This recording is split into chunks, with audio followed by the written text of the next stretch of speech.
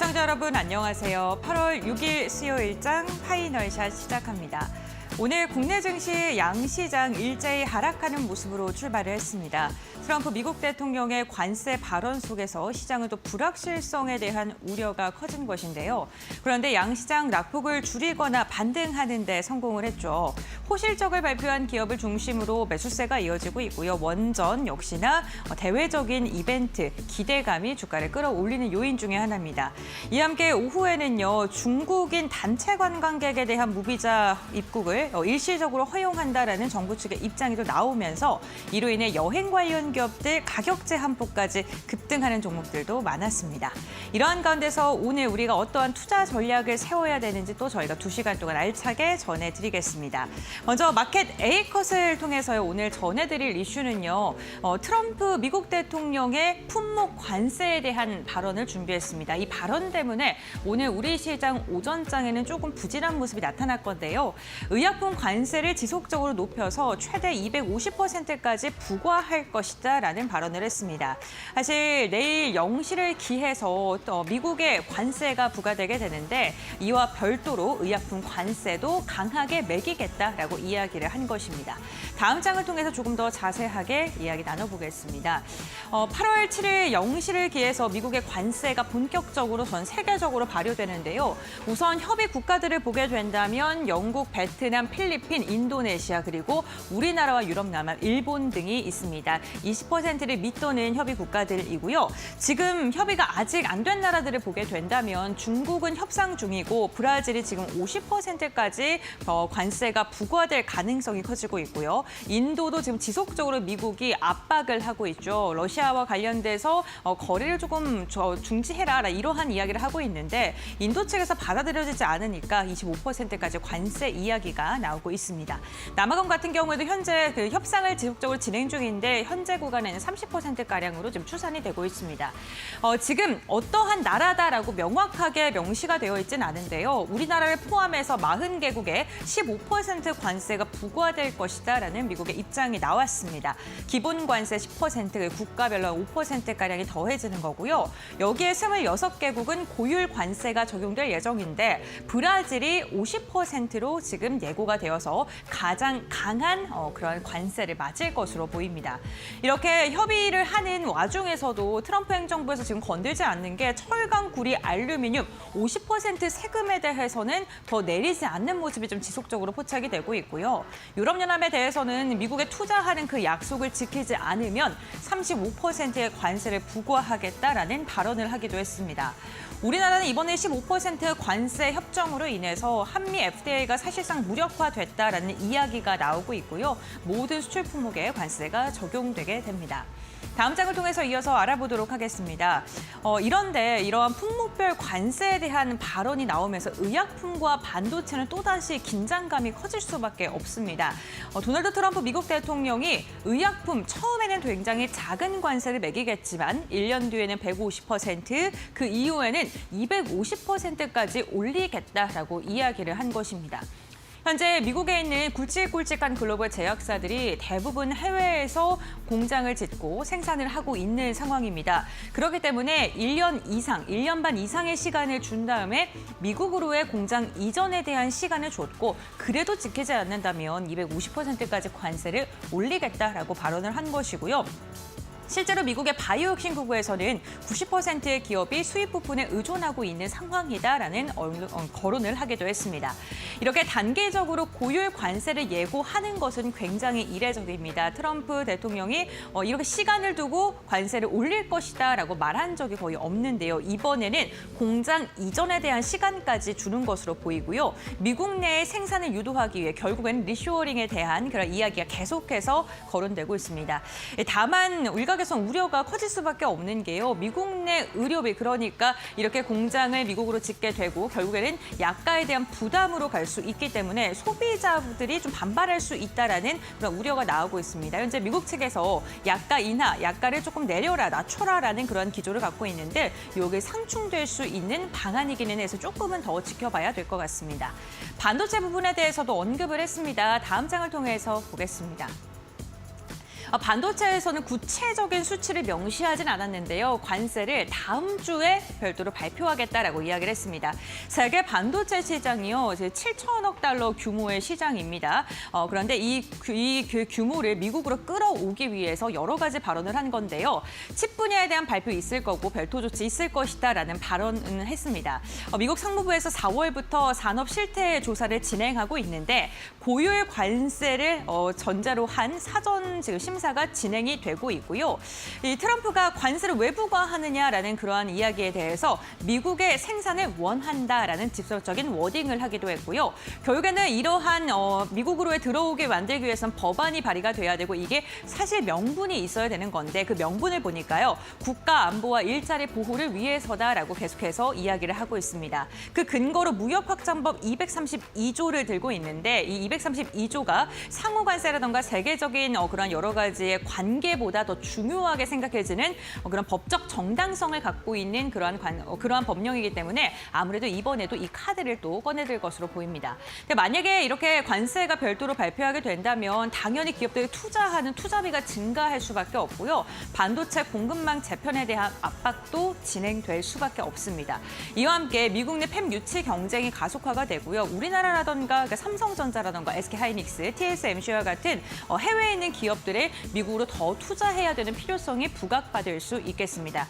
현재 AI 반도체 생태계 흐름을 보게 된다면 엔비디아를 필두로 해서 삼성과 TSMC 그리고 아마존과 마이크로소프트와 같이 다양한 기업들이 유기적으로 연계가 되어 있는데요. 이러한 공급망이 다시금 변화할 수 있다라는 이야기가 나오고 있습니다. 결국에는 시장에서는 비용에 대한 부담 그리고 실적에 대한 압박이 계속해서 나올 수밖에 없는데 관세라던가 미국에 대한 중국 규제가 실질적으로 기업들의 실적에도 수치화가 되고 있어서 그런 듯합니다. 다음 장을 통해서 알아보시죠. AMD가 간밤에 실적을 발표했는데요. 결국에는 관세, 규제로 인해서 실적이 좀 타격을 받았습니다. 매출액 같은 경우에는 시장 기대치를 상회하는 실적을 발표했는데 EPS, 그러니까 주당 순이익 같은 경우에는 시장 기대치를 밑도는 실적을 발표했고요. 시장에서 좀 실망감이 나왔습니다. 3분기 가이던스 같은 경우에는 예상치를 상회하는 이야기를 내놓았음에도 불구하고 시장에서는 규제와 관세에 조금 더 포커스를 맞추고 있는 듯합니다. 어떤 부분에서 실적이 잘 나왔나라고 봤더니 데이터 센터 부분이 두 자릿대 상승을 했고요. 클라이언트나 게임 부분 같은 경우에는 전년 대비 무려 69%가량 성장한 것으로 확인되고 있습니다. 그런데 시장에서 주목한 게 칩 규제였습니다. 이 중국 수출에 대한 금지를 4월부터 미국에서 지금 했는데 이 부분에서 8억 달러의 손실이 발생한 것으로 알려졌습니다. 7월 이후에는 재수출에 대한 허용을 시사했고요. 지금 라이센스를 검사하고 있는데 만약에 미국 측에서 또다시 중국 규제를 강화하게 된다면 AMD, 그러니까 엔비디아의 대항마인 AMD의 실적도 더 축소될 수밖에 없고 마찬가지로 엔비디아의 실적도 타격을 받을 수밖에 없기 때문에 이러한 부분에서 시장은 주목한 듯하고요. 가이던스가 생각보다 더 잘 반영됐음에도 불구하고 주가는 하락했다는 점도 체크해 보시면 좋을 것 같습니다. 다음 장을 통해서 이야기 나눠보도록 하겠습니다. 이렇게 시장에서 좀 위축이 되는 이야기는요. 또 스태그플레이션에 대한 공포까지도 이어지고 있는데요. 7월 ISM 서비스업 PMI 지표가 발표가 됐는데 50.1로 지난달보다 좀 줄어든 것으로 확인이 됐고요. 시장 기대치도 밑도는 것으로 나타났습니다. 미국의 서비스업이 GDP의 3분의 1을 차지하고 있기 때문에 굉장히 중요한 지표인데 이게 부진하게 나왔고요. 결국에는 이 의장도 관세에 대해서 계속해서 언급하고 있다라는 그러한 이야기가 나왔습니다. 관세로 인해서 고용과 소비가 위축되고 그리고 가격은 상승하는 스태그플레이션에 대한 경고 등이 현재 켜져 있는 상황이고요. 외신에서 계속해서 성장률에 대한 우려를 나오고 있습니다. 이런 걸 타개하기 위해서 금리 인하 카드를 계속해서 꺼내들고 있는데 다음 장을 통해서 마지막으로 알아보도록 하겠습니다.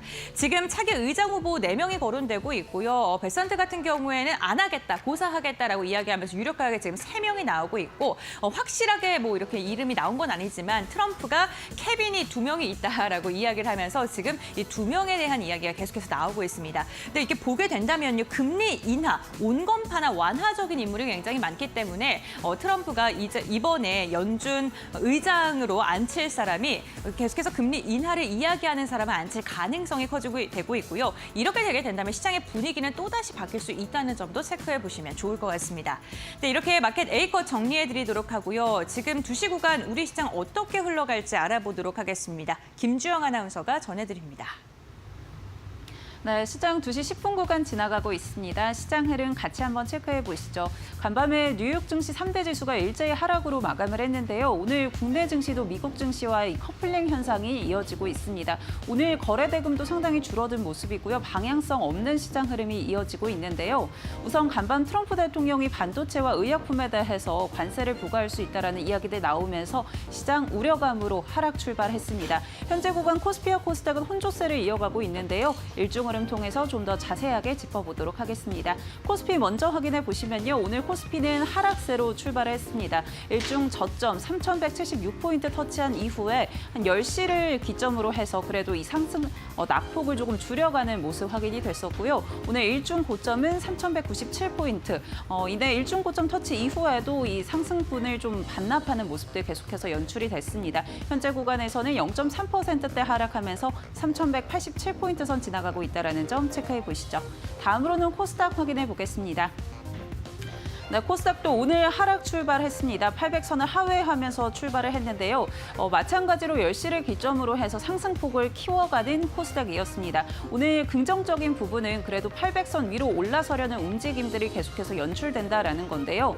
오늘 일중 고점이 802포인트였고요. 현재 구간 799포인트 선 지나가면서 이 800포인트에 대한 시도들이 계속해서 나오고 있습니다. 다음으로는 수급 상황 확인해 보겠습니다.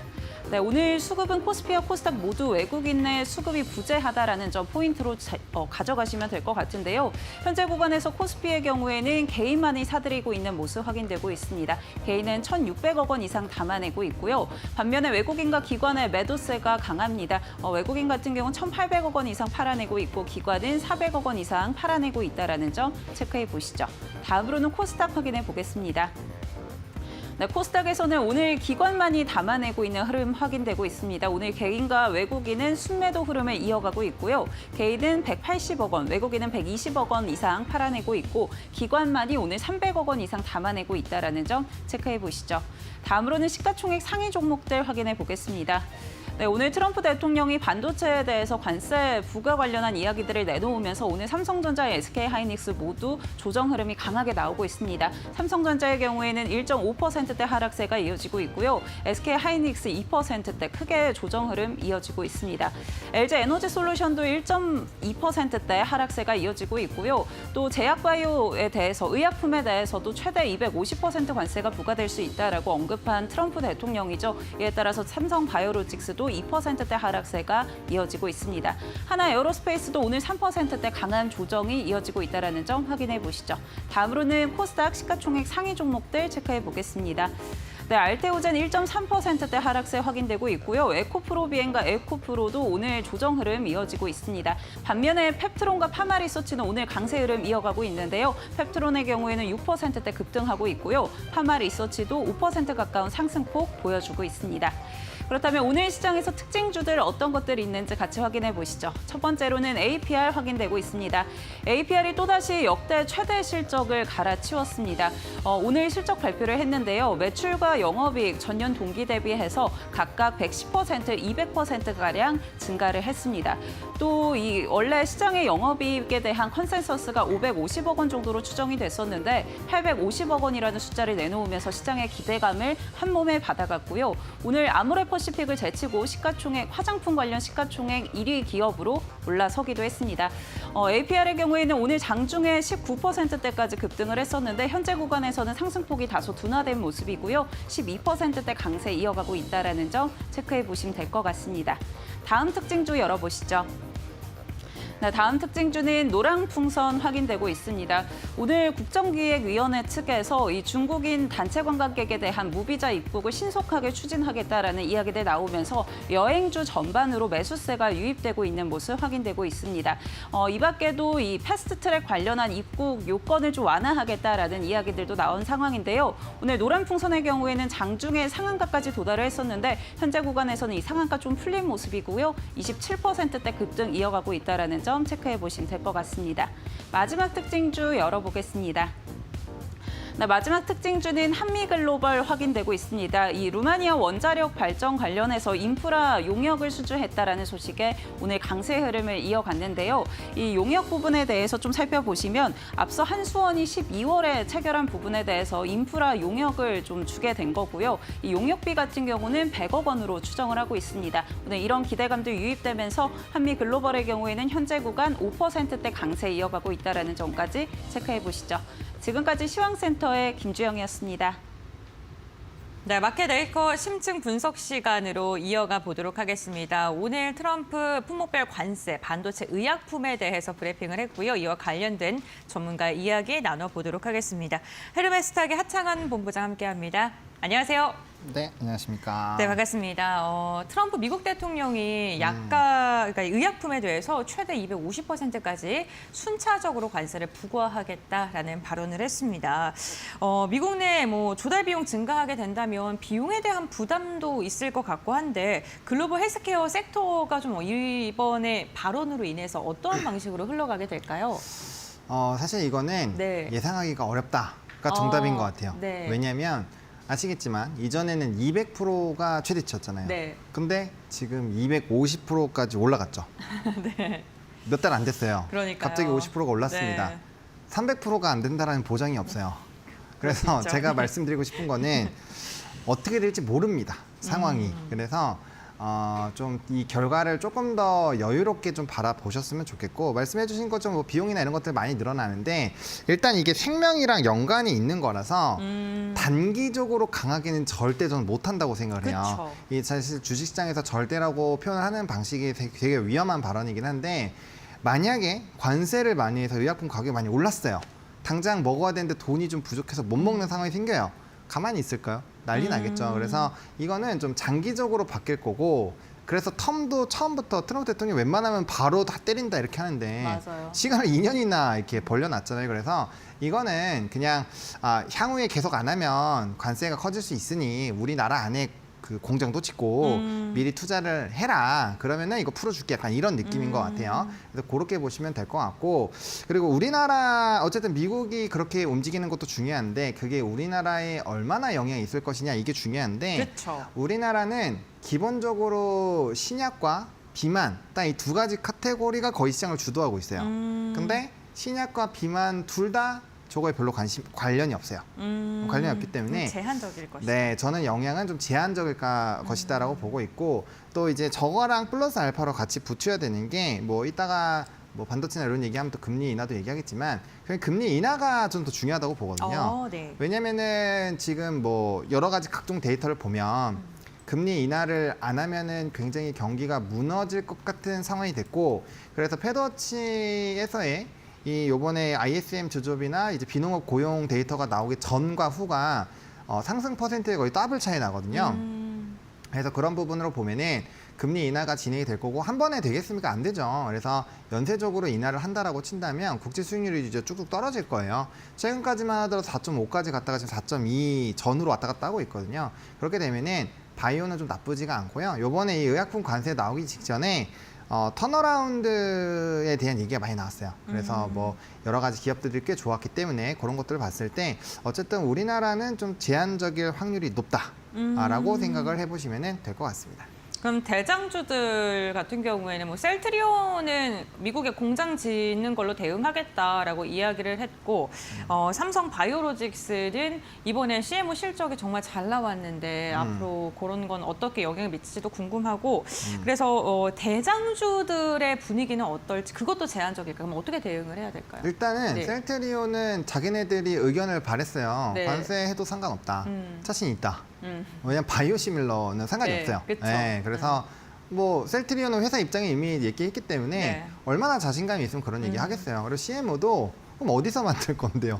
가격 올렸을 때 어디서 만들 거예요? 어차피 돌고 돌아 들어오게 돼 있습니다. 그래서 이렇게 만드는 쪽들은 다 정가가 가능해요. 그래서 이제 너무 강하게 충격을 받으면 거기서는 일부 조금의 변동성이 나올 수 있겠지만 그게 오래 갈 정도는 아니라는 거죠. 물론 우리나라 국내 제약 같은 경우는 좀 영향이 있을 수 있겠죠. 하지만 우리가 아까 말씀드렸던 것처럼 대장주나 이런 쪽은 보통 신약 그리고 비만 뭐 신약 쪽 안에 이제 바이오시밀러가 포함이 되는 아, 거죠. 그래서 네네. 그런 쪽이기 때문에 뭐 제가 봤을 때 영향이 크게 있다라고 보기가 너무 어렵다.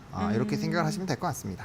네, 알겠습니다. 어쨌든 국내 영향력은 제한적일 것이다라고 이야기를 해주셨는데 하지만 이 주식시장 자체가 영향이 직접적으로 오지 않더라도 심리적인 측면에서 오늘은 조금 위축 국면에 들어간 것 같고 그로 인해서 제약바이오주들이 좀 전반적으로 좀 부진한 모습이 나타나고 있는 듯합니다. 다만 실질적인 영향력은 굉장히 제한적일 것이다라고 이야기해 주셨고요.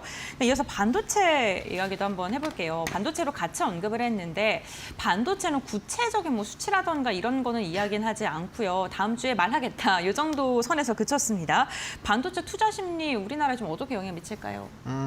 일단은 저거는 조금 예민하긴 하죠. 그쵸. 근데 이제 다른 요인들로 좀 유출을 해볼 수 있는데 반도체는 어쨌든 예민한 부분이긴 해요. 그래서 이제 미국이 중국한테 계속적으로 괴롭히는 주요 부분이기도 하지만 네. 최근에 이제 뭐 유가 관련된 부분에서도 이제 러시아 100% 관세한다 그러고 우회하던 나라한테도 뭐 40% 이상의 관세를 때리는 일이 있었는데 그런 것들을 보면은 너무 자유롭게 해주지는 않을 것 같다라는 생각이 들어요. 근데 이미 그런 것들이 좀 반영이 되어 있고요. 또 재밌는 거는 실질적으로 관세를 세게 적용을 한다고 한번 해보자고요. 그렇게 됐을 때 지금 HBM을 하이닉스 빼고 얘기할 수 있나요? 물음표가 생긴다라는 그쵸. 거죠. 삼성까지 같이 맞아서 그럼 범용 디램에 대한 지금 만약에 문제가 생겼다. 가뜩이나 생산 줄이고 있는데 그러면 어차피 관세 영향을 받는 것만큼 제가 봤을 땐 피가 올라갈 것 같거든요. 그래서 좀 상당히 그 부분에선 제한이 될 수 있지만 대신에 이게 장기적으로 갔을 때는 영향이 될 수 있죠. 왜? 그 반도체에서 삼성도 턴어라운드를 하고 있고 뭐 하이닉스는 사상 최고치 찍으면서 지금 엔비디아랑 가격 협상을 막 하고 있는 상황이잖아요. 그래서 그것만 잘 진행이 된다라고 한다면 사실 하이닉스는 크게 문제가 안 될 것 같고요. 그래서 일단 투심 자체는 좀 불확실성이기 때문에 당연히 좋게 보기는 어렵지만 그리고 건들 수 있는 게 관세 외에 이제 그 뭐 세법이라든지 이런 것들에서 지원금으로도 좀 터치가 가능하거든요. 그래서 파생돼서 압박할 수 있는 부분은 너무 많기 때문에 이것도 지금은 좀 보수적으로 보시는 게 맞을 것 같고 상황이 정확하게 오픈이 되면 거기에 따라서 좀 대응해보는 방향으로 길을 잡는 게 맞을 것 같아요. 근데 이제 제가 얘기 드리고 싶은 거는 팔란티어라는 회사가 네, 실적 잘 나왔죠. 유럽에 굉장히 좀 강력한 규제가 있었지만 결국엔 뚫고 들어가서 수주를 따냈잖아요. 네. 그러니까 제가 드리고 싶은 얘기는 어떤 A라는 기업이 가지고 있는 역량이 특출나고 그걸 대체할 곳이 없잖아요. 지금 하이닉스를 대체할 데가 별로 없잖아요. 전 세계적으로. 그리고 삼성도 마찬가지고 그렇게 됐을 때 그 두 기업이 모두 다 빠졌을 때 과연 괜찮을까? 요 생각을 한번 해보자라는 거죠. 팔란티어도 그때 이슈가 있었을 때 많이 빠졌다가 거의 반토막 났다가 지금 100% 이상 올랐잖아요. 그래서 저는 뭐 영향이 아예 없다라고 보기는 어렵지만 시간을 결국엔 두고 보면은 좋은 결과가 나올 확률이 높다라는 방향으로 보시는 게 맞을 것 같고 그러면 눌림이 세게 나오면 이제 매수의 관점으로 보시는 게 맞다. 이런 결론이 나오겠죠? 네. 그러면 이번에 발표된 뭐 AMD 실적에서도 그렇고 엔비디아 실적이 1분기 때 나왔을 때도 결국엔 중국 규제가 반도체 기업들한테는 실질적으로 실적에 타격을 줬거든요. 그렇죠. 그럼 그 부분을 좀 집중적으로 봐야 될까요? 근데 그건 이제 풀렸잖아요. 규제가 네. 또 풀렸고 판매가 가능하니까 그거보다는 제가 생각했을 때는 이제 그 관세에 대한 영향도가 어느 정도로 이제 지역별로 강하게 진행을 해서 이제 실질적으로 그런 가격을 높이는지 이런 것들을 좀 봐야 될 것 같아요. 그래서 이게 사실은 좀 복잡합니다. 이 반도체 네. 특집으로 찍어야 될 내용을 이 조그만한 질문을 네. 주셔가지고 그래서 어쨌든 결론적으로 얘기를 드리면 그 관세로 일단 압박을 주는 게 있고 그다음에 내부에 지금 공장 짓는 곳 있잖아요. 맞아요. 칩스법 그거에서도 압박을 줄 수 있고 사실 반도체로 괴롭히려고 마음만 먹으면 할 건 너무 많다. 그래서 스토리가 여러 가지로 나올 수 있다는 걸 보시면 될 것 같고 어쨌든 핵심은 경쟁력입니다. 경쟁력 얼마나 있는지를 체크를 하는 게 제일 중요하다. 이렇게 말씀을 드릴게요.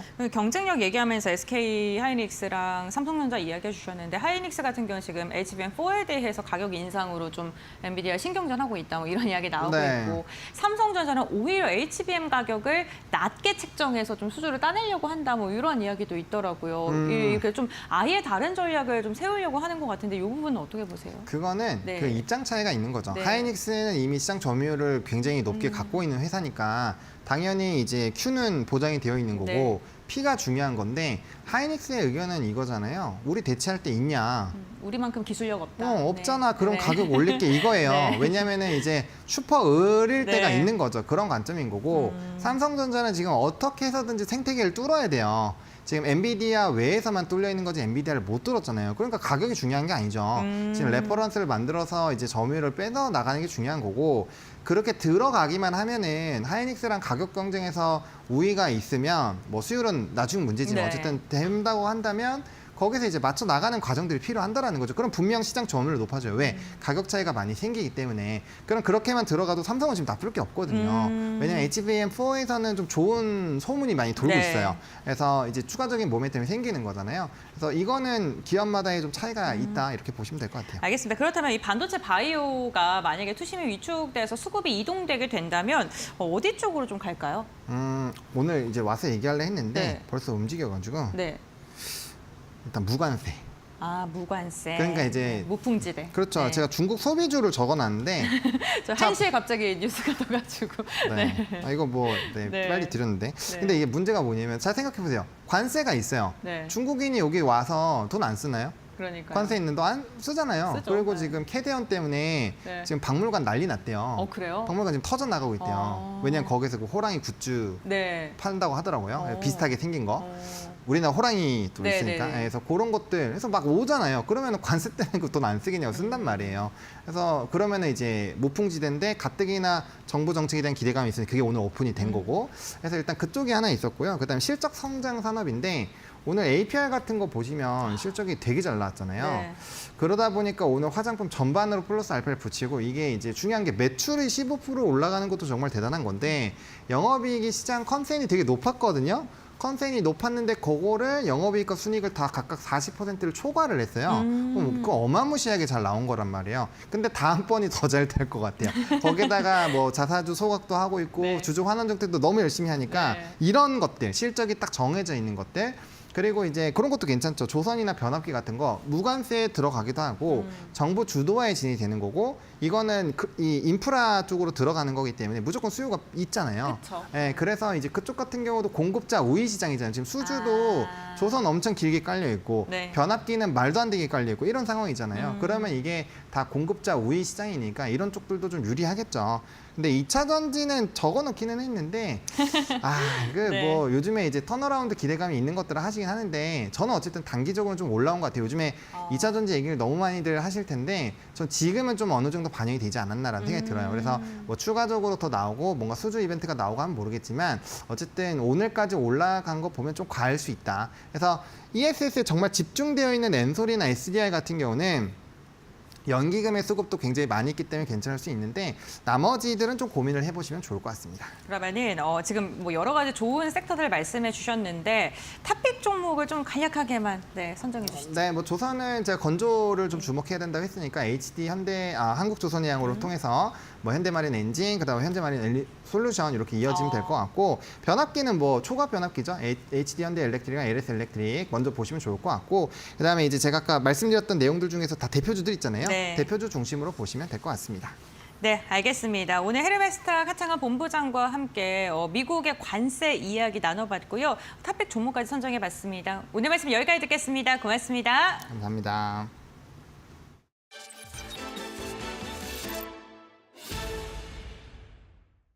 기획재정부는 5일 서울 중구 대한상공회의소에서 구윤철 경제부총리 주재로 성장전략 TF 1차 회의를 개최했습니다. 기업 규모별로 규제를 전면 재검토해 글로벌 스탠다드에 맞춰 개선하고 형사처벌 위주의 경제 형벌 규정은 완화하는 대신 과징금 과태료 및 민사상 책임 강화로 전환하는 방향도 제시됐습니다.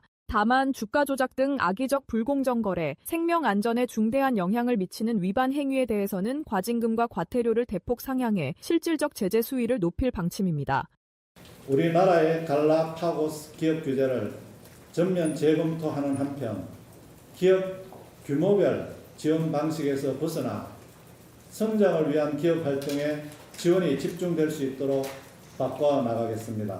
배임죄를 비롯한 형벌을 금전벌 등으로 전환하여 기업 CEO의 형사처벌 리스크를 완화하는 동시에 피해자에게는 실질적인 손해보상이 이루어지도록 하겠습니다. 정부는 ETF를 통해 기업 현장의 목소리를 반영한 규제 혁신과 신산업 전략을 빠르게 설계해 진짜 성장 기반을 마련한다는 구상입니다.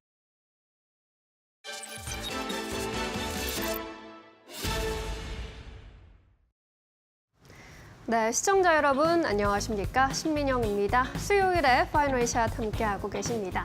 이번에는 종목 마인더 통해서 자세한 종목 이슈들 점검해 보시고요. 투자 전략도 함께 정비해 보시죠. 첫 번째 이슈 바로 들어가 보도록 하겠습니다. 자, 에코프로비엠을 비롯해서 2차 전지주들 장 초반까지 상승 흐름 보이다가 현재는 전반적으로 또 하락하는 모습도 나타나고 있는데요. 에코프로비엠 같은 경우에는 깜짝 실적을 어제 공개했는데 상승세 지속하고 있었기 때문에 오전장까지 2차 전지주 안에서 어떠한 스탠스를 잡는 게 좋을까 투자자 여러분들의 고민이 계속 깊어지고 있을 것 같습니다. 삼성증권, 하나증권, 다올투자증권, 키움증권 모두 에코프로비엠의 실적 발표 이후에 새로운 리포트를 제시했는데 또 이 증권사마다 전망이 다 각각 엇갈리고 있습니다. 먼저 삼성증권의 경우에는 양극재 전방 수요 환경이 기존보다 더 보수적으로 변화할 수 있다라면서 홀드 의견 보유를 유지했고요. 다만 목표 주가는 조금 올려 잡았습니다. 11만 원으로 상향 조정을 했고요. EV용으로 출하 전망 하향 조정은 불가피하다라고 내다봤습니다. 간밤에 리비안과 루시드 같은 전기차 기업들 역시 실적을 공개했는데 이전에 테슬라와 마찬가지로 실적 부진한 것으로 확인이 됐습니다. 전기차 수요 둔화는 피해갈 수 없을 것이라는 것이 지배적인 의견입니다. 한편 하나증권의 경우에는 중립에서 매수로 투자 의견을 끌어올리면서 목표 주가도 15만 1,000원까지 바라봤는데요. 실적 부진이 이미 추정치에 반영됐다라고 봤습니다. 그리고 ESS 신규 수요 등의 반영을 고려했을 때 역시나 실적 추정치 상향 가능하다라면서 목표 주가 끌어올렸습니다. 다올투자증권에서도 역시나 매수 의견으로 투자 의견 상향 조정했는데 2분기 실적으로 업황 저점을 확인했다라고 봤고요. 매출의 역성장 추이 역시 종료됐다는 판단하에 목표 주가도 16만 원까지 끌어올렸습니다. 반면에 또 키움증권의 경우에는 시장 수익률 상회 아웃퍼폼 의견을 유지하기로 했는데요. 1분기에 이어서 흑자 기조 당분간 유지될 것이라고 봤고요. 역시나 본업에서의 적자를 우려했습니다. 그리고 주요 고객사의 유럽 전기차 수요의 불확실성이 하반기에도 지속될 수 있다라는 점에 주목을 하면서 목표 주가를 유지하고 있는 상황입니다. 키움증권까지 이렇게 살펴봤는데요. 현재 구간의 2차 전지주 분위기도 함께 살펴보시죠. 네, 에코프로의 경우에는 1%대 약세 흐름이고요. 에코프로비엠도 장중에 하락 전환했다가 상승폭을 모두 반납을 했습니다. 삼성 SDI의 경우에도 2%대 오름세 보이면서 장 초반 대비 상승 탄력 많이 떨어지고 있는 모습입니다. 상승의 연속성이 확인되지 않고 있는 상황이고 현재 증권사의 분석도 엇갈리고 있다는 점 잘 참고해 보셔야겠습니다. 이어서 두 번째 이슈 살펴보겠습니다. 네, 오늘 또 주목받고 있는 종목이죠. GS P&L입니다. 하반기에 강력한 실적 모멘텀이 기대된다라는 분석이 나왔습니다. 2분기 매출과 영업이익 전분기 대비해서 매출의 경우 18% 증가, 영업이익은 24% 감소였습니다. 지난해 12월에 상장했기 때문에 전년에 실적은 아직 확인이 안 되고 있는 상황입니다. 서울 파르나스와 라인트리의 실적 성장이 유의미했던 것으로 보이는데 2분기 투승률을 봤을 때 서울 파르나스가 89%, 나인트리가 87%의 투승률을 달성하면서 의미 있는 가동률을 보여줬습니다. 특히나 투승률과 객실 단가가 모두 상승하면서 강력한 이 호텔 업황을 대변했다라는 평가입니다. 그리고 웨스틴 호텔의 경우 리뉴얼이 마무리가 됐는데 이에 따라 영업 재개가 다음 달로 예정되어 있습니다. 리뉴얼이 마무리됐기 때문에 객실 단가가 리뉴얼 전보다 50% 이상 또 상향 조정될 것이다 라는 의견도 함께 제시가 되고 있습니다. 파르나스 호텔의 경우에는 투숙률의 경우 전년 동기 대비해서 3%포인트 가까이 오름세를 또 기록하기도 했는데요. 오늘 호텔 관련주 그리고 엔터주까지 전반적으로 분위기 괜찮습니다. 현재 구간 분위기 살펴보시죠. GSP-NL이 15%대 급등세 유지하고 있고요. 서부 T&D도 8%대 오름세, 호텔신라도 5%대 강세입니다. GKL과 파라다이스 역시나 카지노 업황 동반 강세 보이면서 장 초반 대비 상승폭 넓혀가고 있다는 점 참고해 보시면 좋겠습니다. 이어서 세 번째 이슈 살펴보시죠. 네, 원전 쪽도 오늘 분위기 괜찮은데 이제 주요 기업들이 이제 수출에 대한 이야기를 내놓으면서 글로벌 수출 확대 포문을 열고 있습니다. 한국전력의 경우에 베트남 원자력 분야 협력을 강화하기로 합의했다라는 소식을 전했고요. 최근에 베트남 산업통상부와의 고위급 실무 협의에서 기술 지원과 인력 교류 등의 다각적인 협력 방안을 추진하고 있는 것으로 보입니다. 구체적으로는 SMR과 연구용 원자로, 원전 운영과 안전 교육 플랫폼 구축, 그리고 공동 연구 등을 논의하고 있다라는 소식을 전하면서 오늘 원전주 전반에 훈풍을 불어넣어주고 있습니다. 이뿐만 아니라 한미 글로벌에서도 루마니아 원전 수주 소식을 전했는데요. 해외 원전에 첫 진출한 사례로 꼽히고 있습니다. 루마니아 향으로 이렇게 건설 사업 PM 용역을 수주했는데 지난해 12월 한국 수력 원자력의 사업 계약 관련해서 수주를 추가로 받게 된 거고요. 수주 규모 약 100억 원 수준으로 확인이 되고 있습니다. 오늘 원전 관련주 분위기도 함께 살펴보시죠. 한국전력이 8%대 강세 가져가면서 41,400원 선에 또 올라와 있습니다. 한전기술도 7%대 강세 포착되고 있고요. 한미글로벌도 5%대 탄력 받아갑니다. 현대건설과 BHI도 동반 4에서 5% 오름세 보이는 가운데 BHI도 오늘 중동향으로 추가 수출 계약 소식을 전하기도 했습니다. 이어서 마지막 이슈로 살펴보시죠. 네, 오늘 화장품주 쪽도 양호한 흐름 보이고 있는데 K뷰티의 수출 호조세는 지속되고 있습니다. 새로 이렇게 데이터가 나왔는데 한국보건산업진흥원에서 화장품 수출 그리고 의약품 수출이 증가하면서 역대 최대 규모의 상반기 기준으로 보건산업 수출을 달성했다고 전했습니다. 전체 수출액이 전년 동기 대비 13% 증가하면서 137억 9천만 달러 기록했는데 이 안에서 화장품이 55억 1천만 달러 이렇게 수출을 올렸고요. 이 중에서도 기초 화장품용의 제품류가 전체 세출의 74%를 차지했습니다. 기초 화장용 제품이 미국과 홍콩, 폴란드를 중심으로 증가세를 보이고 있다는 점도 확인이 됐습니다. 이러한 가운데 오늘의 또 스타 종목은 APR입니다. 시가총액 기준으로 또 대장주인 아모레퍼시픽을 앞서기도 하면서 대장주 자리를 또 이렇게 노리고 있는데 사상 최대 반기 실적을 기록했고요. 상반기 매출 전년 동기 대비 95% 증가했는데 반년 만에 매출 6천억 원 가까이 또 찍었습니다.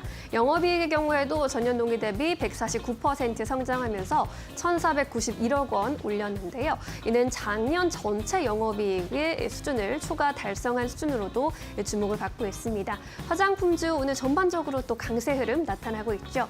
현재 구간에서 APR도 12%대 급등세 포착이 되고 있고요. 21만 1,000원 선 지나가고 있습니다.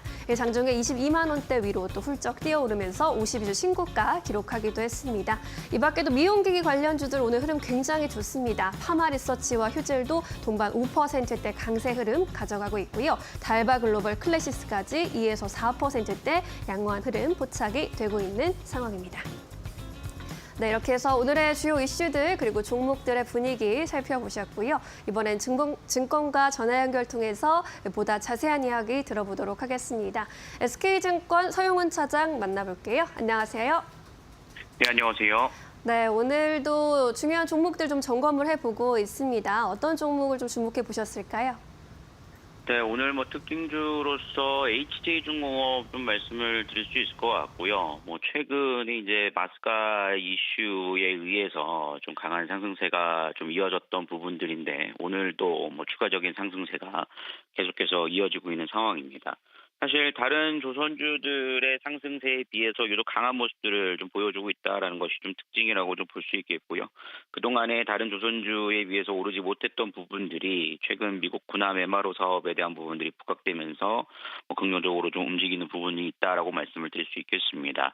그리고 HJ중공업 같은 경우에는 이제 조선업과 이제 건설 쪽 부분이 나눠지는데 오늘 발표가 됐던 의정부역 2구역 재개발에 대한 수주가 발표가 나면서 여러 가지 이슈에 따른 수혜가 계속해서 이어지고 있다는 점에서 긍정적인 흐름들이 나타나주면서 좀 특징주로서 오늘 상승세가 강하다라고 볼 수 있겠고요. 두 번째로는 한전 기술입니다. 원전 설계를 하는 기업으로 알려져 있는 부분이죠. 최근 고리 원전 4호기가 운행이 종료되면서 또 해체에 대한 얘기들도 좀 나오고 있고 신호남, 신일산 북학건설 사업 설계 사업도 수주하면서 오늘 또 원전주에 대한 흐름들이 좀 강세가 이어지고 있습니다. 특히나 신규 설계에 대한 부분들이 좀 한전기술이 담당하고 있기 때문에 KPS보다도 더 좀 부각이 될 수 있다는 점에서 오늘 좀 특징주로 한전기술을 좀 말씀을 좀 드릴 수가 있지 않을까라고 좀 생각을 하고 있습니다.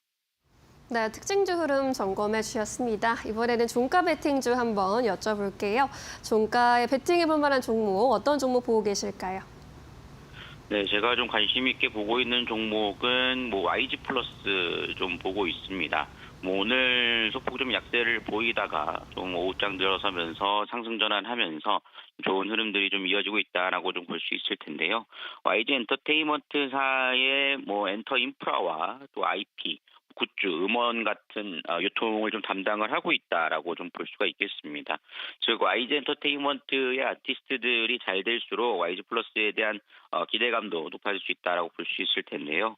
최근 발표한 블랙핑크의 핑크베놈 뮤직비디오 역시 10억 뷰를 좀 돌파를 하면서 좀 긍정적인 흐름들이 나타나주고 있다라고 볼 수 있겠고요. 그리고 K-팝 데모넌터스의 이슈가 되면서 넷플릭스와 YG 플러스가 한국 OST 산업에 대한 업무 협약이 좀 이루어졌습니다. 독점 공급을 확정을 지었기 때문에 앞으로 OST 쪽에 대한 산업 성장에 더불어서 넷플릭스와 독점 계약에 대한 수혜가 좀 더 이어질 가능성이 높다라고 좀 판단을 하고 있고요. 특히나 엔터 쪽에 대한 부분들은 지금 한국과 미국 간의 관세 협상에 있어서 좀 더 자유로운 부분들이 놓여 있다라고 좀 볼 수 있겠습니다. 전일 미국에서도 반도체와 바이오 쪽에 대한 추가 관세에 대한 얘기가 나왔듯이 여전히 미국과의 관세 협상에 대한 노이즈가 있는 상황 속에서 좀 더 자유롭게 움직일 수 있는 부분이 되고 있고 특히나 K-팝 데모넌터스와 같이 국내에서만 제작은 하지 않았지만 한국 문화에 대한 부분들을 알리면서 OST 산업에 대한 성장이 높아지고 있다라는 점을 감안해 볼 때 YG 플러스 거기에 따른 수혜가 충분히 이어질 수 있는 만큼 현재 좀 아직 시세가 크지 않은 상황 속에서 좀 관심 있게 살펴보시면서 종가 베팅 관련된 종목으로 좀 선정해 보신다라면 충분히 좀 좋은 흐름들을 좀 기대해 볼 수 있지 않을까라고 생각을 하고 있습니다. 네, YG 플러스에 대한 의견 들어봤습니다. 오늘은 여기까지 듣도록 할게요. 고맙습니다. 네, 감사합니다. 네, 이 밖에도 마감 전에 놓치지 말아야 할 종목들 하나하나씩 점검해 보겠습니다. 지시인포 박근호 이사 함께합니다. 어서 오세요. 안녕하십니까. 네, 오늘도 파이널샷이 포착한 오후장 특징주들 먼저 화면에 띄워보겠습니다. 네, 오늘도 이렇게 여러 가지 종목들 주목을 받고 있습니다. 화장품주의 흐름 돋보이고 있습니다. APR이 시가총액 기준으로 또 아모레퍼시픽을 제치고 대장주 자리를 차지하려고 하고 있고요. 그리고 오늘 한미글로벌 그리고 또 BHI 같은 원전 모멘텀 갖고 있는 종목들도 아주 흐름이 강합니다. 현대그린푸드의 경우에도 상승세 보여주면서 음식료 업종을 또 이끌어주고 있는데요. 이 안에서 어떤 종목 좀 집중적으로 봐야 할지 첫 번째 종목 열어보겠습니다. 네, 에코프로비엠 어제 깜짝 실적 공개했는데 2차 전지 업황이 완전히 턴어라운드인가에 대해서는 좀 많이 의견이 엇갈리는 것 같아요. 예, 이제 앞서서 이제 앵커께서 브리핑은 이제 증권사별로 좀 간략하게 정리를 잘 해주셨는데요. 저는 그 부분도 한번 짚어보겠지만 그 외에 이제 시장에서 에코프로비엠에 대해서 좀 살펴볼 부분이 있어서 그 부분을 좀 저는 좀 말씀을 드려보도록 하겠습니다. 네. 2분기 호실적 기록에도 증권가의 어떤 그 전망치가 엇갈리고 있다. 사실 이거 호실적이라고 얘기를 할 수도 있지만 사실 그 안을 들여다보면 이제 본업과 관련돼서는 이제 실적이 좋아지지 않았기 때문에 시장에서 이런 평가들이 좀 엇갈린다라고 이제 보시면 될 것 같은데 일단 과거에 정말 우리가 소위 얘기하는 나 때는 뭐 잘 나갔을 때 영업이익이 22년도에 뭐 3,800억을 넘었던 게 이제 에코프로 BM이죠. 매출은 23년도가 최고치였고 그때는 7조 원이 넘었었고요. 근데 7조 가까이 됐었죠. 근데 올해 전망치로는 이제 뭐 매출은 사실 과거에 가장 좋았을 때 대비해서 한 뭐 절반도 못 미치는 수준이고 영업이익은 좀 약간 뭐 비교 대상이 아니죠. 이런 부분들이 에코프로 BM의 주가를 하락시킨 건 어떻게 보면 당연한 부분인데. 우리가 그 보통 그 하이닉스나 삼성전자의 그 실적을 미리 예상을 하기 위해서 먼저 보는 기업이 있죠. 미국의 이제 당연히 마이크론일 텐데 이 에코프로 BM도 같은 피어 그룹 내에서 살펴봐야 될 기업들이 있습니다. 이제 주가나 실적을 살펴봐야 될 기업들이 과거에 이제 우리나라에서 2차 전지라는 테마나 섹터가 뜨기 전에 그리고 대부분의 시청자분들이나 투자자분들이 에코프로라는 기업 이름을 알지도 못했을 때서부터 이 양극재 시장의 최선두에 있었던 그룹, 피어 그룹들이 있죠. 이제 스웨덴의 유미코어나 일본의 이제 스미토모 이런 기업들인데 지금 최근에 이 유미코어나 이 스미토모 기업들의 주가를 보면 사실 저점을 에코프로 BM보다 훨씬 더 먼저 잡았고 지금 주가 흐름이 물론 그들도 에코프로 BM이 떨어질 때 같이 떨어졌습니다만은 지금 저점이나 아니면은 어떤 반등의 폭을 봤을 때 상당히 에코프로 BM과 좀 약간 상당히 다른 주가 흐름을 보여주고 있습니다. 물론 뭐 똑같이 움직이는 것도 정상은 아니긴 합니다만은 제가 왜 이런 말씀 드리냐면 에코프로 BM도 그 글로벌 피어 그룹들 대비해서 조금 주가가 덜 올랐지만 그들과 이제 어떤 궤를 같이 할 가능성이 높기 때문에 에코프로 BM 주주분들은 이 스미토모나 유미코어 주가를 계속적으로 좀 추적 관찰할 필요성이 있어서 말씀드렸고요.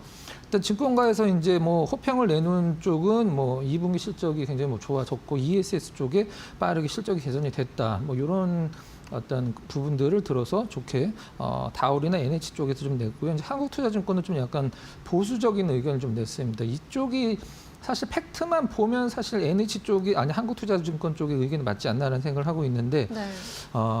에코프로 BM은 삼성 SDI 그다음에 SK온의 매출이 거의 97% 이상이 나오는 기업들이기 때문에 삼성 SDI, SK온의 어떤 매출이나 실적이 가장 중요하거든요. 근데 삼성 SDI 같은 경우는 지금 유럽 쪽에서 지금 점유율이 좀 떨어지고 있다라는 점. 그 다음에 SK온은 미국에 이제 현대차랑 같이 진출을 했지만 보조금 폐지로 인해서 만만치 않은 어떤 영업 환경이 마련이 되고 있다는 점을 들어서 일단 뭐 삼성과 SK 쪽의 비중이 거의 다라고 할 수 있는 에코프로 BM의 좋은 점수를 좀 주기 힘들다.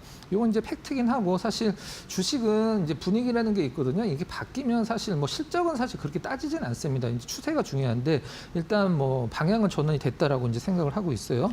이내 이제 인도네시아 재련소 투자액 405억 이 부분 이제 전체 영업이익 80% 넘는 부분 이거는 이제 3분기, 4분기까지 계속 특별한 일 없으면 유지가 된다. 그런 부분으로 상당히 뭐 플러스 알파라 이제 3분기, 4분기 플러스 알파라기보다는 이제 좀 안정적인 어떤 캐시카로 좀 깔고 가는 그런 부분 일단은 뭐 나쁘지 않습니다.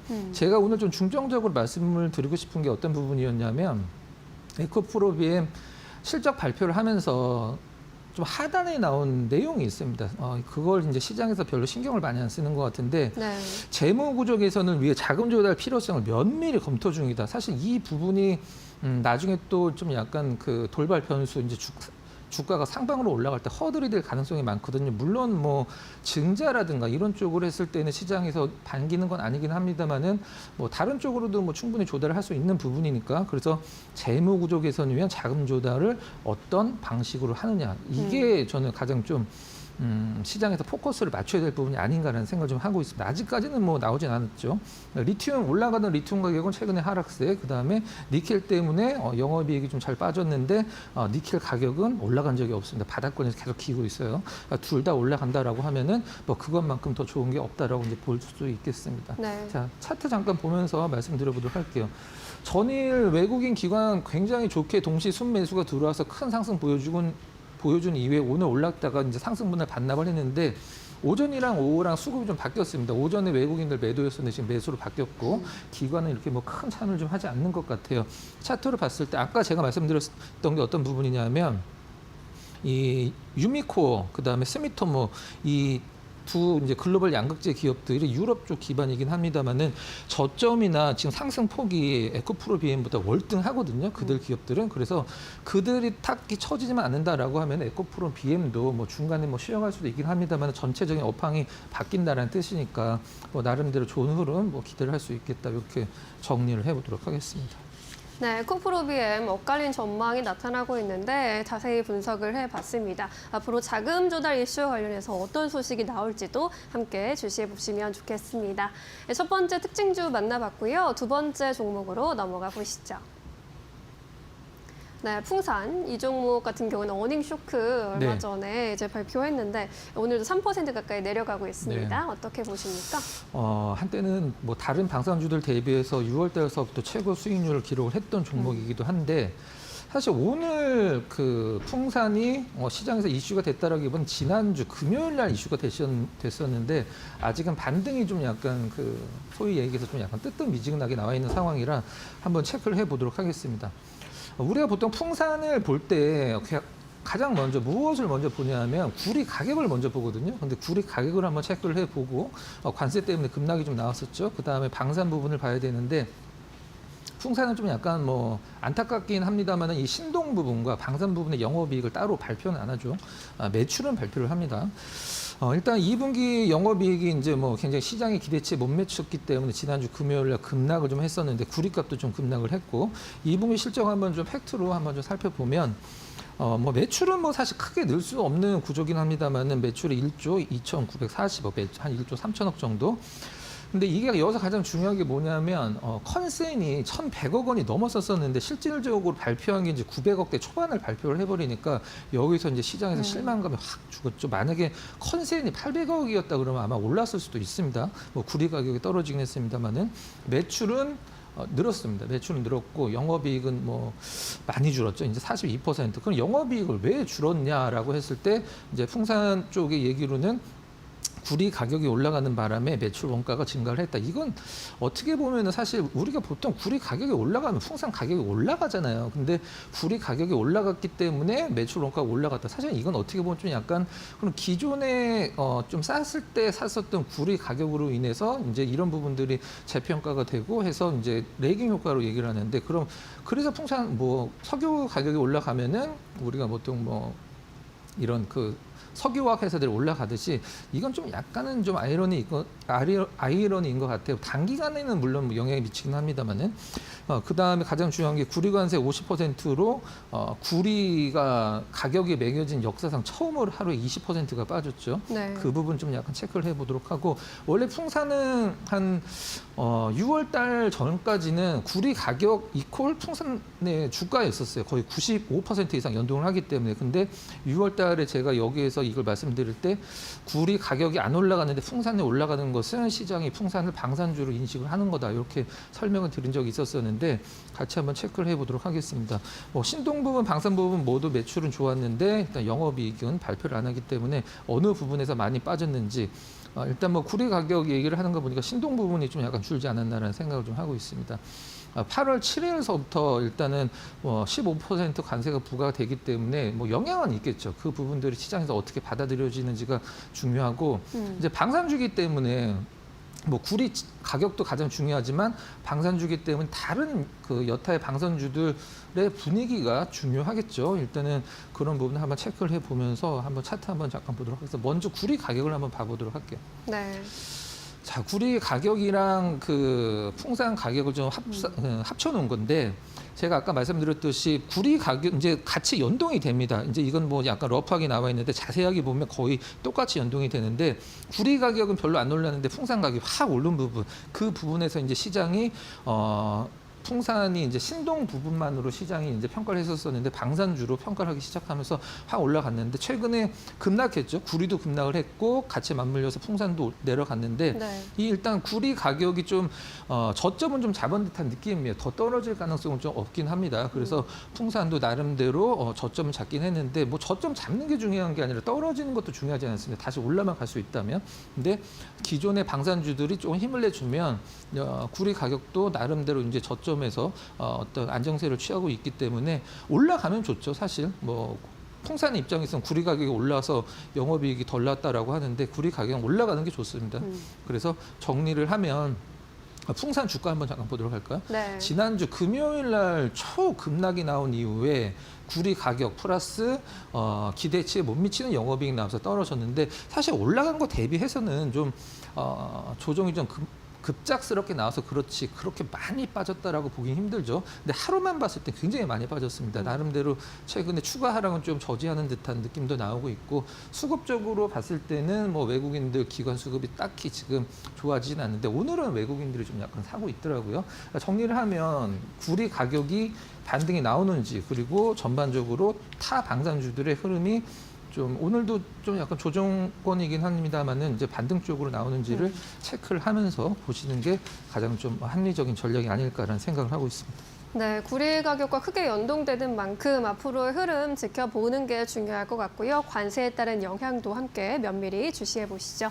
자, 이렇게 두 개의 특징주들 정리해봤고요. 이번에는 오늘의 포착 종목 만나보도록 하겠습니다. 수요일의 종목 어떤 종목 선택하셨습니까? 아바코 한번 준비를 해봤습니다. 아바코. 네, 어떤 기업인가요? 네, 아바코 디스플레이 장비 기업이죠. 2차 전지 장비도 하긴 하는데 지금 2차 전지 쪽은 LG 엔솔이랑 거래를 하긴 하는데 지금 뭐 수주 공백이기 때문에 2차 전지 쪽만 보면 될 것 같아요.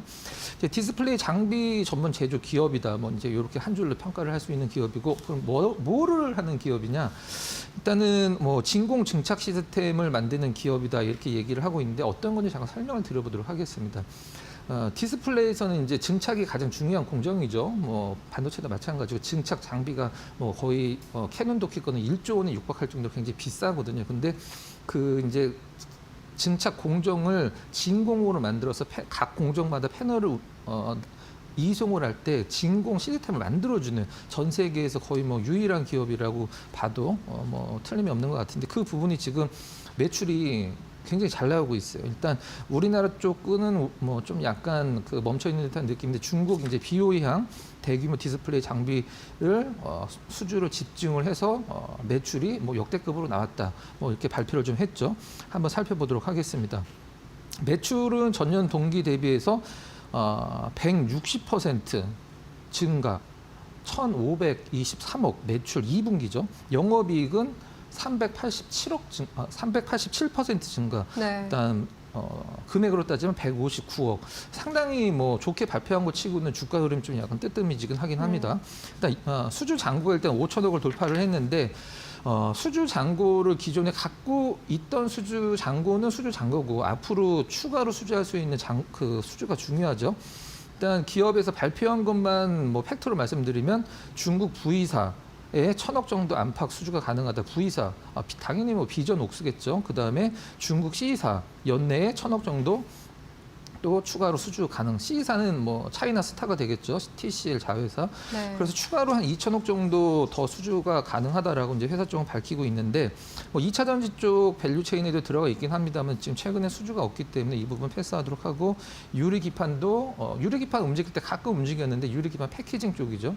이 부분은 뭐 중장기적인 모멘텀으로 보시면 될 것 같아요. 이제 정리를 하면 삼성 디스플레이나 뭐 중국의 어떤 패널 회사들이 8.6세대를 투자를 하면 이 아바코가 100% 거의 수주를 할 가능성이 높기 때문에 이 부분들은 이제 모멘텀인데 주가가 지금 너무 안 움직이고 있는데 시장에서 나빠서 뭐 떨어지거나 안 움직이는 게 아니라 시장에서 관심이 지금 이쪽을 못 주고 있는 듯한 느낌이에요. 근데 기업은 계속적으로 역대급 실적을 갱신을 해 나가고 있고 주가도 오른 게 없기 때문에 가격적인 부담은 전혀 없는 상황이라 좀 약간 여유 있게 투자하시는 분들은 사실 뭐 지금 딱 좋은 어떤 타이밍 아닌가라는 생각을 좀 하고 있어요. 네. 차트 보고 가격적인 전략 말씀드려보도록 하겠습니다. 유리기판이나 뭐 여러 가지 움직일 때 가끔씩 움직이는 부분이 있긴 합니다만 지금 최근에 한 4월 초선부터 거의 뭐 움직임 없습니다. 중간에 한번 좀 처진 적이 있긴 합니다만은 오늘 이제 최근에 실적 발표와 더불어서 거래량이 좀 약간 늘고는 있는데 네. 외국인들과 기관 수급은 뭐 신경을 안 쓰셔도 될 것 같아요. 아직 참여가 별로 없습니다. 굉장히 조용한 상황이라 조금씩 모아나갈 수 있는 종목이고 가격이라고 좀 생각을 들어서 오늘 포착 종목을 한번 말씀을 좀 드렸고요. 가격 전략은요? 네, 가격 전략 드리도록 하겠습니다. 매수가는 지금 13,000원 중반인데 그냥 13,000원 중반 뭐 이렇게 해서 13,500원 전후면은 딱 좋은 가격이죠. 뭐 조정 염두에 둘 필요성도 없고 굉장히 좀 좋은 가격이라 뭐 목표 가격은 올해 초 고점 정도 한번 좀 잡아봤어요. 한 17,000원 정도. 그다음에 손절 가격은 12,000원으로 설정을 해 보도록 하겠습니다. 네, 아바코 점검해봤습니다. 굉장히 견조한 2분기 실적을 발표했는데 시장의 관심이 아직 미치지 못하고 있다라는 의견이었고요. 목표가 17,000원까지 대응해 보시면 좋겠습니다. 관심 가져보시기 바라겠고요. 오늘 여기까지 들을게요. 자세한 설명 고맙습니다.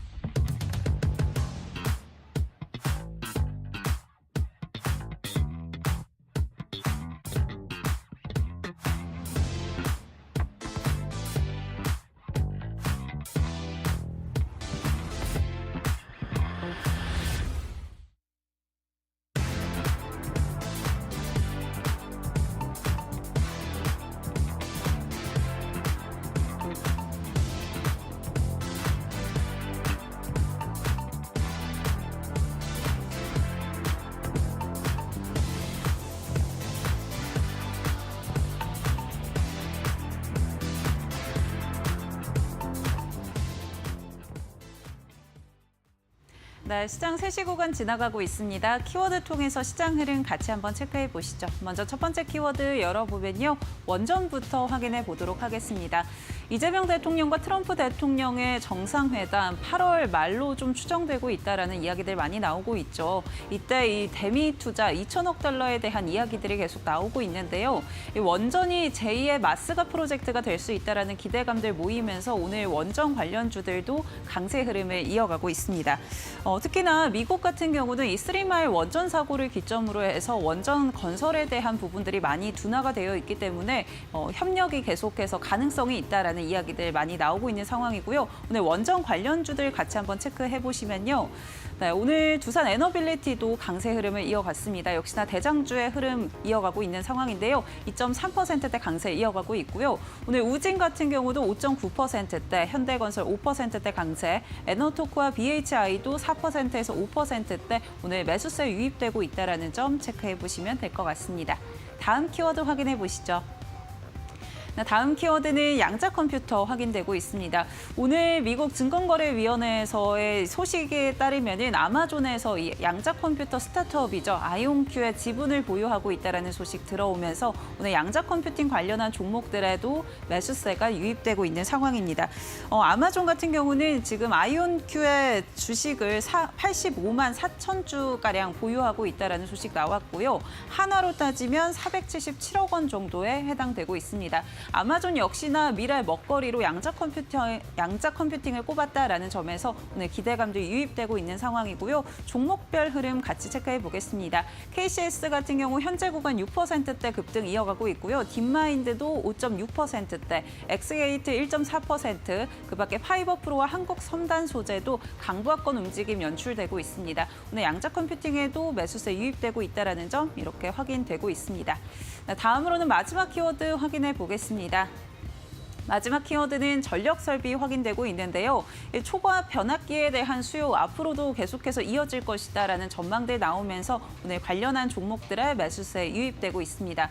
계속해서 트럼프 대통령이 에너지에 대해서 강조를 하고 있고요. 특히 이 로드맵도 앞으로 발표할 것으로 예상이 되고 있기 때문에 이러한 부분에 대한 기대감과 함께 올해 상반기 초과 변압기에 대한 수출액도 역대 분기 최고치를 경신했다라는 소식들 전해졌습니다. 특히나 북미에서의 수요가 굉장히 많이 증가했다라는 이야기와 함께 내년까지도 이런 투자와 전망들이 이어질 것이다라는 이야기들 나오고 있는 상황인데요. 오늘 종목별로 같이 흐름 체크해 보시면은요. 네, 현재 구간에서 광명전기 9.3%대 급등하고 있고요. 한국전력도 7%대 강세, 세명전기와 산일전기, 한전산업도 오늘 매수세 강하게 유입되면서 빨간불 켜내고 있다는 점 체크되고 있습니다. 네, 지금까지 시장 키워드 통해서 같이 한번 체크해봤습니다.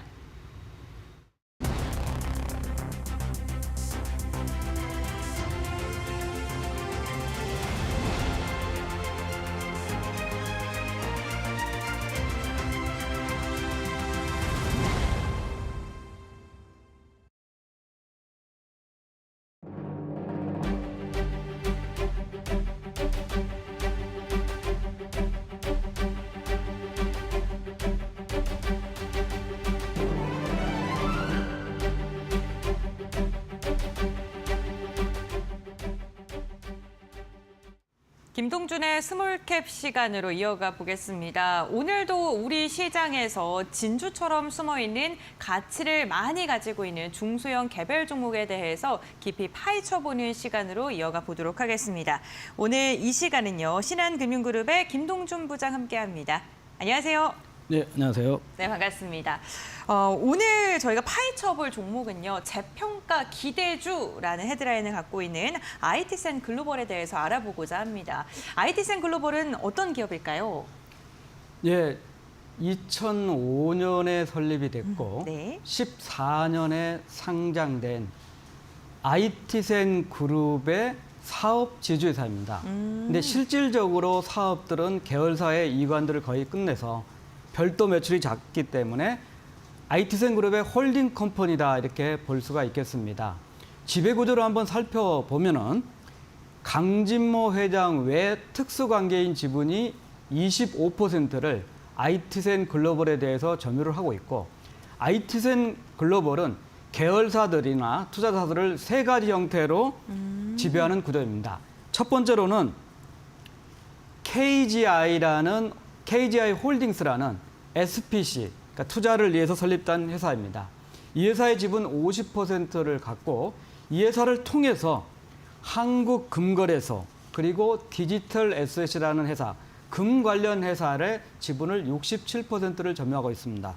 두 번째로는 상장회사인 CTS라는 회사 지분 25%를 소유하고, 이 CTS가 IT센 엔텍이라든지 또 PNL스 이런 상장회사들 지분을 소유하고 있는 구조고, 마지막으로는 직접적으로 이제 신사업인 스테이블 코인 관련해서 이제 부각될 수 있는 쪽인데, 크레더라는 회사입니다. 51% 지분을 갖고 있고, 이거는 이제 가상 거래소 관련 기술력을 갖고 있고, 또 부산 디지털 자산 거래소 비단이라고 칭하는데 여기에 컨소시엄 대표사로 참여해서 역시 20%의 지분을 직접 보유를 하고 있습니다. 네, 알겠습니다. 지금 회사가 어떠한 일을 하는지 한번 알아봤고요. 그렇다면 재평가가 기대되는 이유들 이제 하나 둘씩 저희가 이야기를 나눠보고자 합니다. 계열사를 통해서 영위하는 사업이 핵심이다라고 이야기해 주셨는데, 사업 내용을 구체적으로 살펴본다면 어떤 게 있을까요? 예, 사업은 이제 IT 쪽이냐, 네. IT가 아닌 다른 쪽이냐, 이제 뭐 회사 쪽이나 그룹 쪽에서는 웹3, 웹3이라고 이제 표현을 하는데, IT 쪽은 이제 IT 뭐 SINI 이런 인프라 쪽, 네. 관련 쪽도 있고 소프트웨어도 있고 서비스 쪽도 있습니다. 그리고 아까 말씀드렸듯이 웹3에는 이제 금 관련 사업뿐만 아니라 BIT, 대표적으로 스테이블 코인 관련 쪽이 될 텐데, 24년 기준으로 본다면 IT냐 BIT냐 매출액 비중은 2대8 정도, 그리고 영업이익 비중은 4대6 정도로 BIT가 높습니다. 그러면 이제 이게 그룹 전체적으로 IT냐 BIT냐로 나눠질 텐데, 이들 전망을 간단히 살펴보면 우선 IT는 클라우드라는 단어를 주목할 필요가 있습니다. 이제 AI 시대에 인프라가 확장이 되고 있고, 그래서 많은 업체들이 이제 클라우드 환경으로 전환을 하는데, 여기를 주도를 하고 있는 거는 IT센 엔텍, 그리고 그 자회사인 클롯이라는 회사가 주도를 하고 있는데, 이쪽은 지속적으로 성장을 할 거다. 실질적으로 클라우드 전환을 주도를 하고 있다. 자, BIT 쪽에서 보면은 한국금거래소라는 거. 그러니까 여러분들이 이제 금을 가지고 매매를 할 때는 우리나라에서 가장 큰 회사입니다. 금 도매 시장 대표적으로 7개사 정도가 의미 있는 매출을 하고 있는데 이들 7개 업체 중에서 한국금거래소의 점유율은 45% 정도입니다. 절반 수준이네요. 네. 2위가 호반그룹의 삼성금거래소인데 이게 19% 정도니까 2.4배 정도. 그래서 압도적인 1위다. 금 유통 분야에서. 금은 아시다시피 인플레이션 해지에 최근에 각광을 갖고 있기 때문에 가격도 많이 상승했고 거래가 풍부해지면서 25년 실적이 이 규모가 레벨업 되는 데는 가장 큰 공헌도가 높은 분야다. 이렇게 사업은 이렇게 두 가지로 설명할 수가 있겠습니다. 그 스테이블 코인 이야기를 좀 해주셨는데 신사업에 대한 전망은 어떨까요? 예, 이제 스테이블 코인 관련해서 우리나라에서 감히 선도주로 부상될 가능성이 있다. 그래요? 이런 판단을 네. 한번 내려보고 싶습니다. 네. 사실 이제 비트코인이 쏘아 올렸죠. 가상화폐라는 부분. 그리고 블록체인, 탈중앙화라는 개념을 쏘아 올렸는데 요즘은 더 이제 이슈가 되고 있는 부분이 바로 스테이블 코인이라는 부분입니다. 흔히 말하면 이제 RWA라고 하죠. 실물 자산을 기초 자산으로 해가지고 이를 담보를 형태로 해서 이제 시장 사업화를 하는 쪽인데 엊그제 이제 미국에서 지니언스 법이라는 부분이 통과가 되면서 전 세계적으로 스테이블 코인에 대한 법제화가 이슈로 되고 있습니다. 이미 이제 US 달러 가지고 스테이블 코인 하면 대표적으로 테더라는 회사가 뜨고 있는 거고. 자, 실물 자산에 기초를 하다 보니까 이제 우리나라도 이제 신정부 중심의 이 제도화가 본격적으로 속도가 낼 것으로 보입니다. 그래서 법제화 속도가 내면 따라갈 필요가 있다는 측면이고 실물 자산이라고 하면은 대표적인 게 이제 법정화폐죠. 달러냐 원화냐 이런 법정화폐가 있고 또 금은동, 뭐 구리, 기타 그 금속류가 있고 부동산, 미술품 또 앞으로는 우리 K 콘텐츠까지도 이 실물 자산에 편입될 수 있습니다.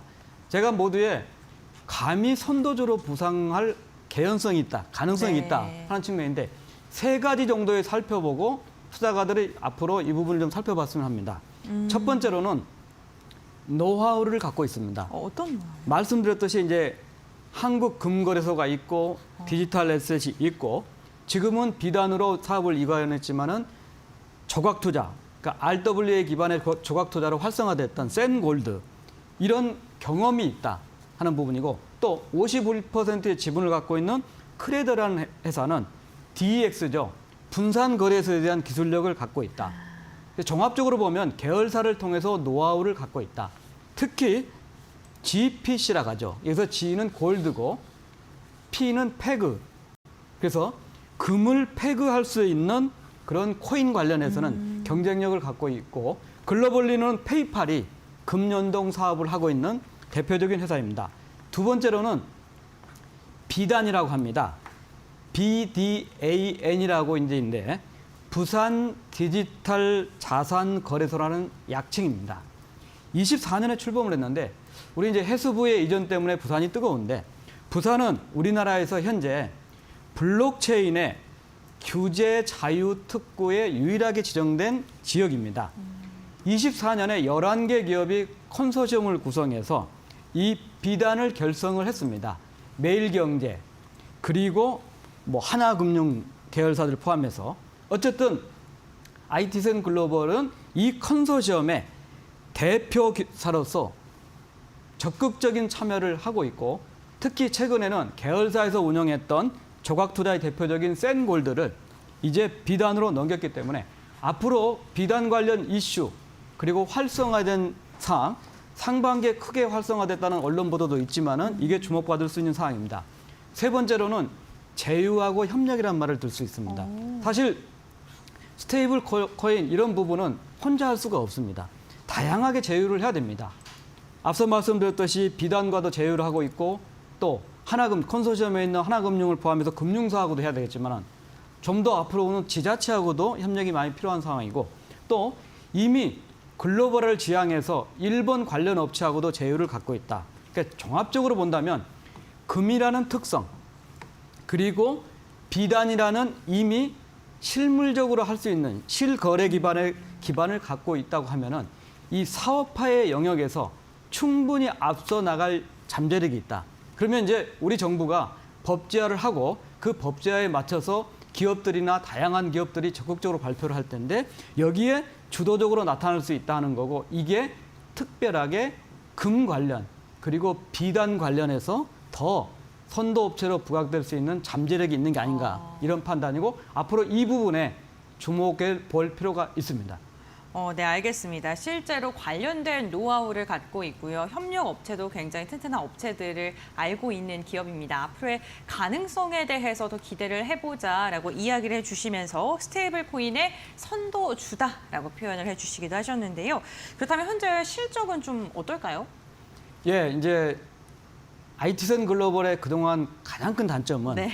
주가가 가장 낮았던 이유이기도 하지만은 사실은 순이익이 거의 없습니다. 이게 흔히 말하면 이제 우리 회계상으로 연결 순이익이라고 하는데요. 네. 우리가 그러니까 대상이 되는 회사들의 실적은 매출액하고 영업이익, 순이익까지를 다 더하죠. 그리고 이 순이익에서 그 지분율, 실효 지분율만큼을 가져오게 되는 구도입니다. 근데 IT센 글로벌은 이 실효 지분율이 좀 계열사에 대해서 낮습니다. 자, 그러다 보니까 24년에 매출이 5조 정도였고 영업이익이 586억 정도였고 순이익이 361억이었습니다. 그렇지만 말씀드렸듯이 실효, 내 지분율만큼 가져오는 지배 순이익은 43억 원에 불과했죠.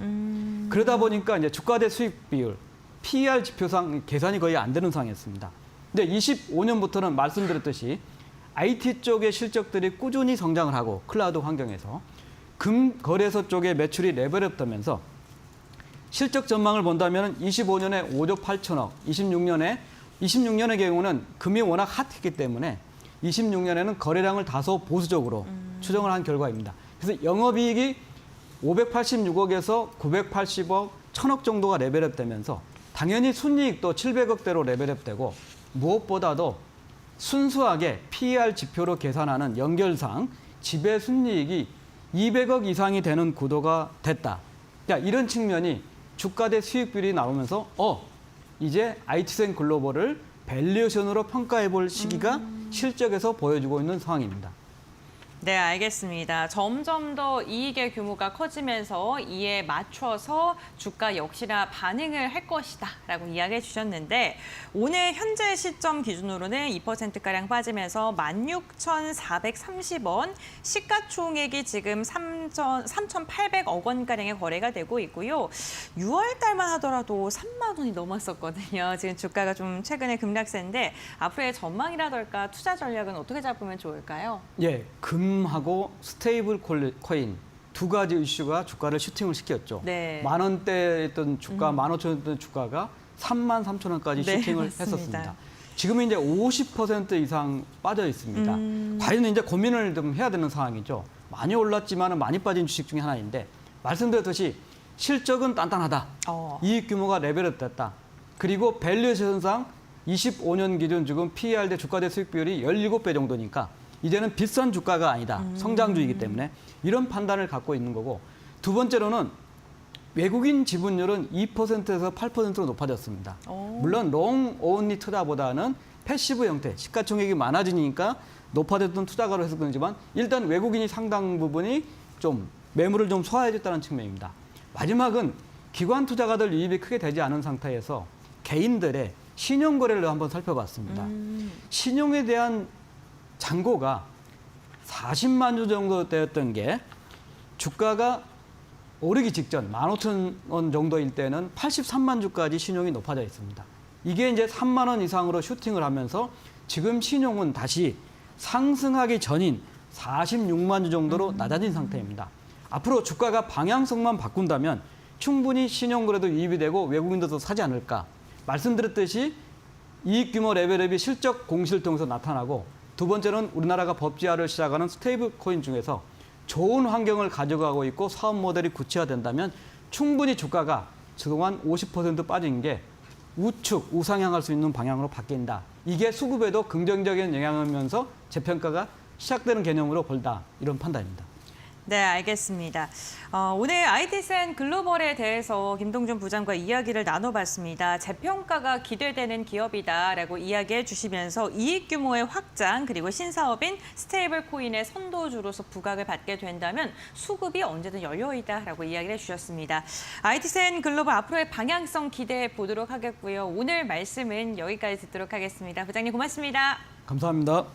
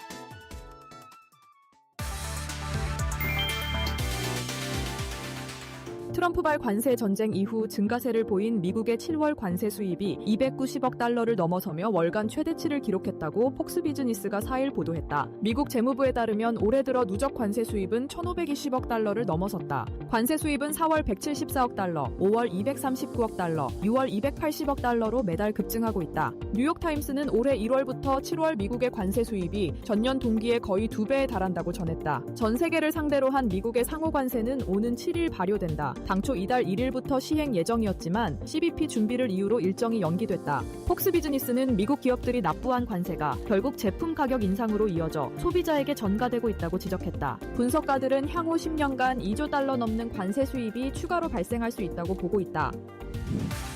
해외 주요 투자은행들이 한국의 올해 경제 성장률 전망치를 잇따라 상향하고 있다. JP모건은 6월 말 0.5%로 전망했던 올해 성장률을 한 달 새 2차례 올려 0.7%로 제시했다. 2분기 GDP가 예상보다 선방한 데다 수출과 제조업이 성장세를 이끈 점이 반영됐다. 다만 JP모건은 3분기에는 일시적 반작용이 나타날 수 있지만 재정 부양책이 이를 완충할 것으로 내다봤다. 골드만삭스도 미국과의 무역 협상 결과를 반영해 성장률을 1.1%에서 1.2%로 소폭 상향했다. 관세 불확실성이 줄면서 반도체 등 주력 품목의 부담도 줄어든 것으로 분석했다. 국제금융센터에 따르면 해외 주요 IB 8곳의 평균 전망치는 0.9%로 집계됐다. JP모건과 골드만삭스의 상향 조정에도 평균치는 2달째 제자리다. 한국은행 역시 이달 중 발표할 수정 경제 전망에서 성장률을 상향 조정할 가능성이 있다.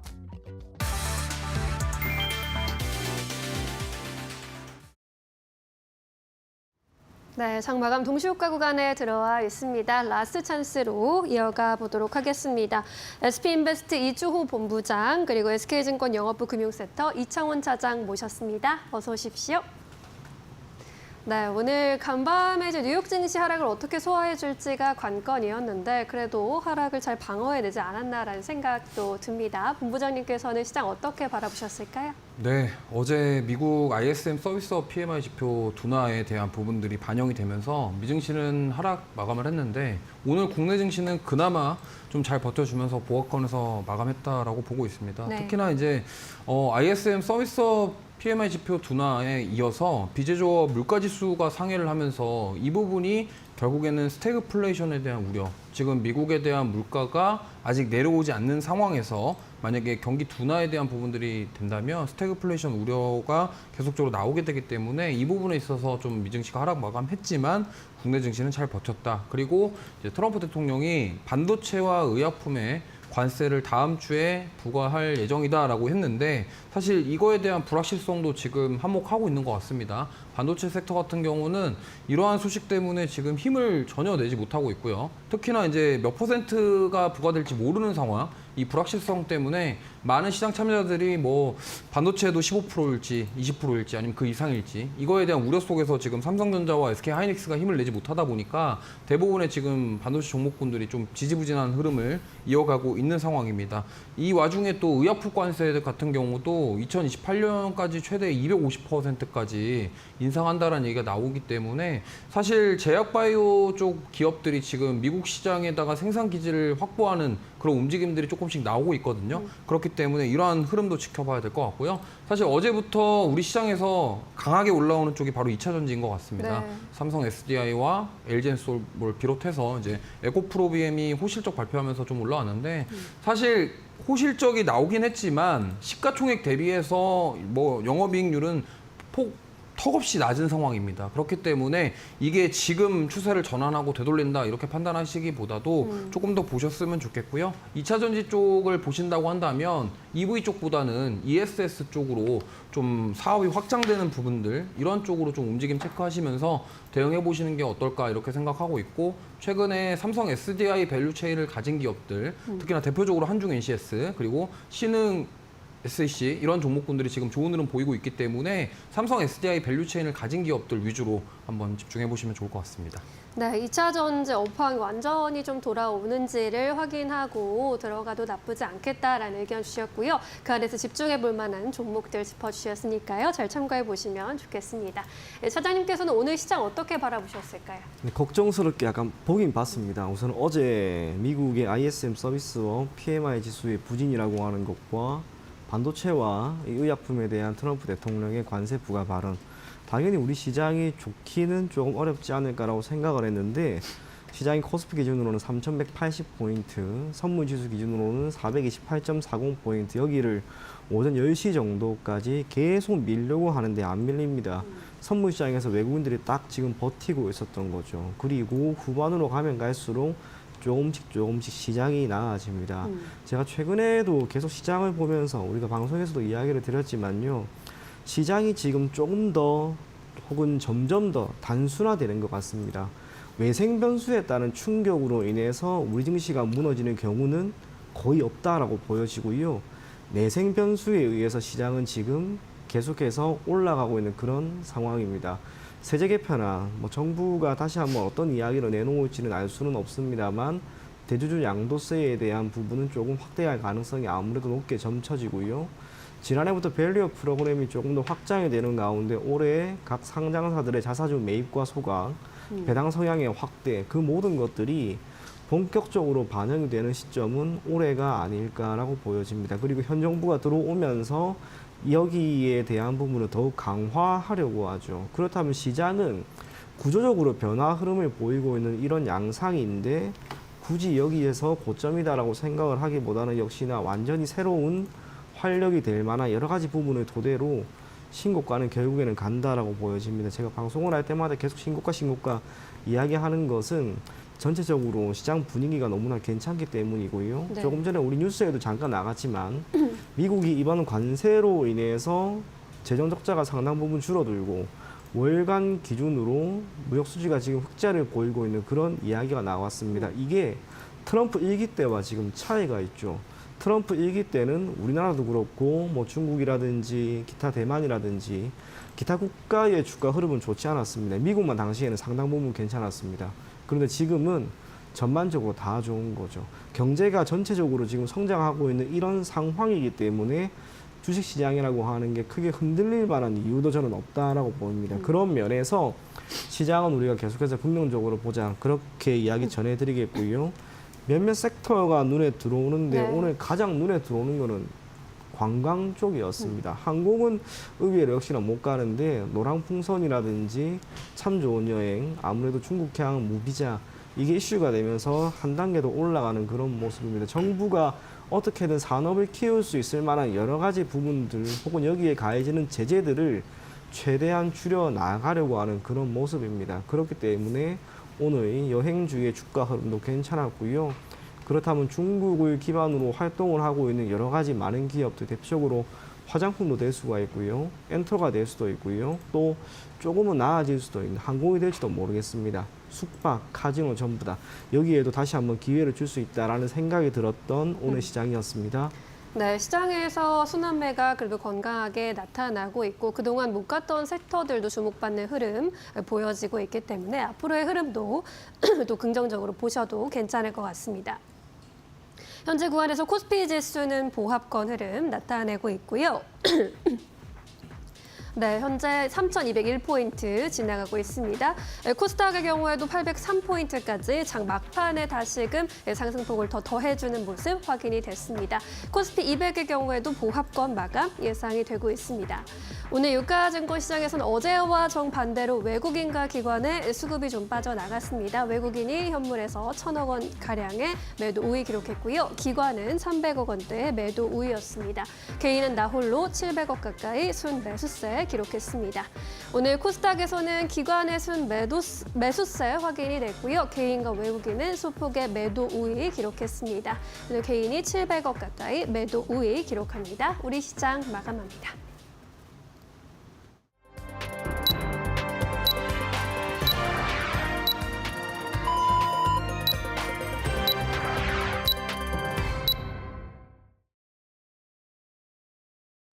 네, 8월 6일 수요일장 국내 증시 마무리가 됐습니다. 오늘 우리 시장은 전약 후 강의 장세가 펼쳐졌습니다. 관세에 대한 불확실성을 오후장 들어서 좀 해소를 해나가면서 이로 인해 오늘 양시장은 상승으로 마감을 한 것으로 확인되고 있는데요. 특히나 미국의 선물 시장도 상승하고 있고 일본과 중국, 여타 아시아 국가들의 증시도 오름세를 기록하고 있다는 점도 참고해 보시면 좋을 것 같습니다. 그렇다면 우리 시장에서는 어떠한 종목군들의 움직임이 특징적이었을까요? 트레이딩 뷰를 통해 조금 더 자세히 알아보겠습니다. 역시나 의약품과 반도체, 관세 부과에 대한 부담감이 나오면서 오늘 반도체 투톱과 바이오 대장주의 분위기는 그다지 좋지 않았던 것으로 확인되고 있고요. 완성차 기업인 현대차와 기아 같은 경우 보합권 수준에서 마무리를 했습니다. 오늘 방산 관련된 기업 일부 종목을 중심으로는 차익 매도 물량이 좀 거세게 나왔고요. 오늘 원전 관련 기업 좋았습니다. 두산 에너빌리티가 2.3% 개장 직후부터 긍정적인 모멘텀, 루마니아와의 관련된 한미 글로벌 계약 소식이 전해지면서 이로 인해 원전 전반적으로 매기세가 확산이 됐습니다. 금융지주사들 금리 인하에 대한 기대감 속에 KB금융지주가 2.8%가량 상승했고요. 반면 조선 일부 종목을 중심으로도 매도 물량이 출회됐다는 점, 오늘 인터넷 대표주들 엇갈렸습니다. 네이버는 하락, 카카오는 3.8%가량 상승하면서 희비가 엇갈린 모습 참고해 보시면 좋을 것 같고요. SK텔레콤이 오늘 소폭의 하락으로 마감을 했습니다. 지금 실적이 해킹 사태 이후에 큰 폭의 감소를 한 것으로 확인되고 있는데 이미 시장에서는 예상을 했던 만큼 주가의 타격은 그렇게 크지는 않았습니다.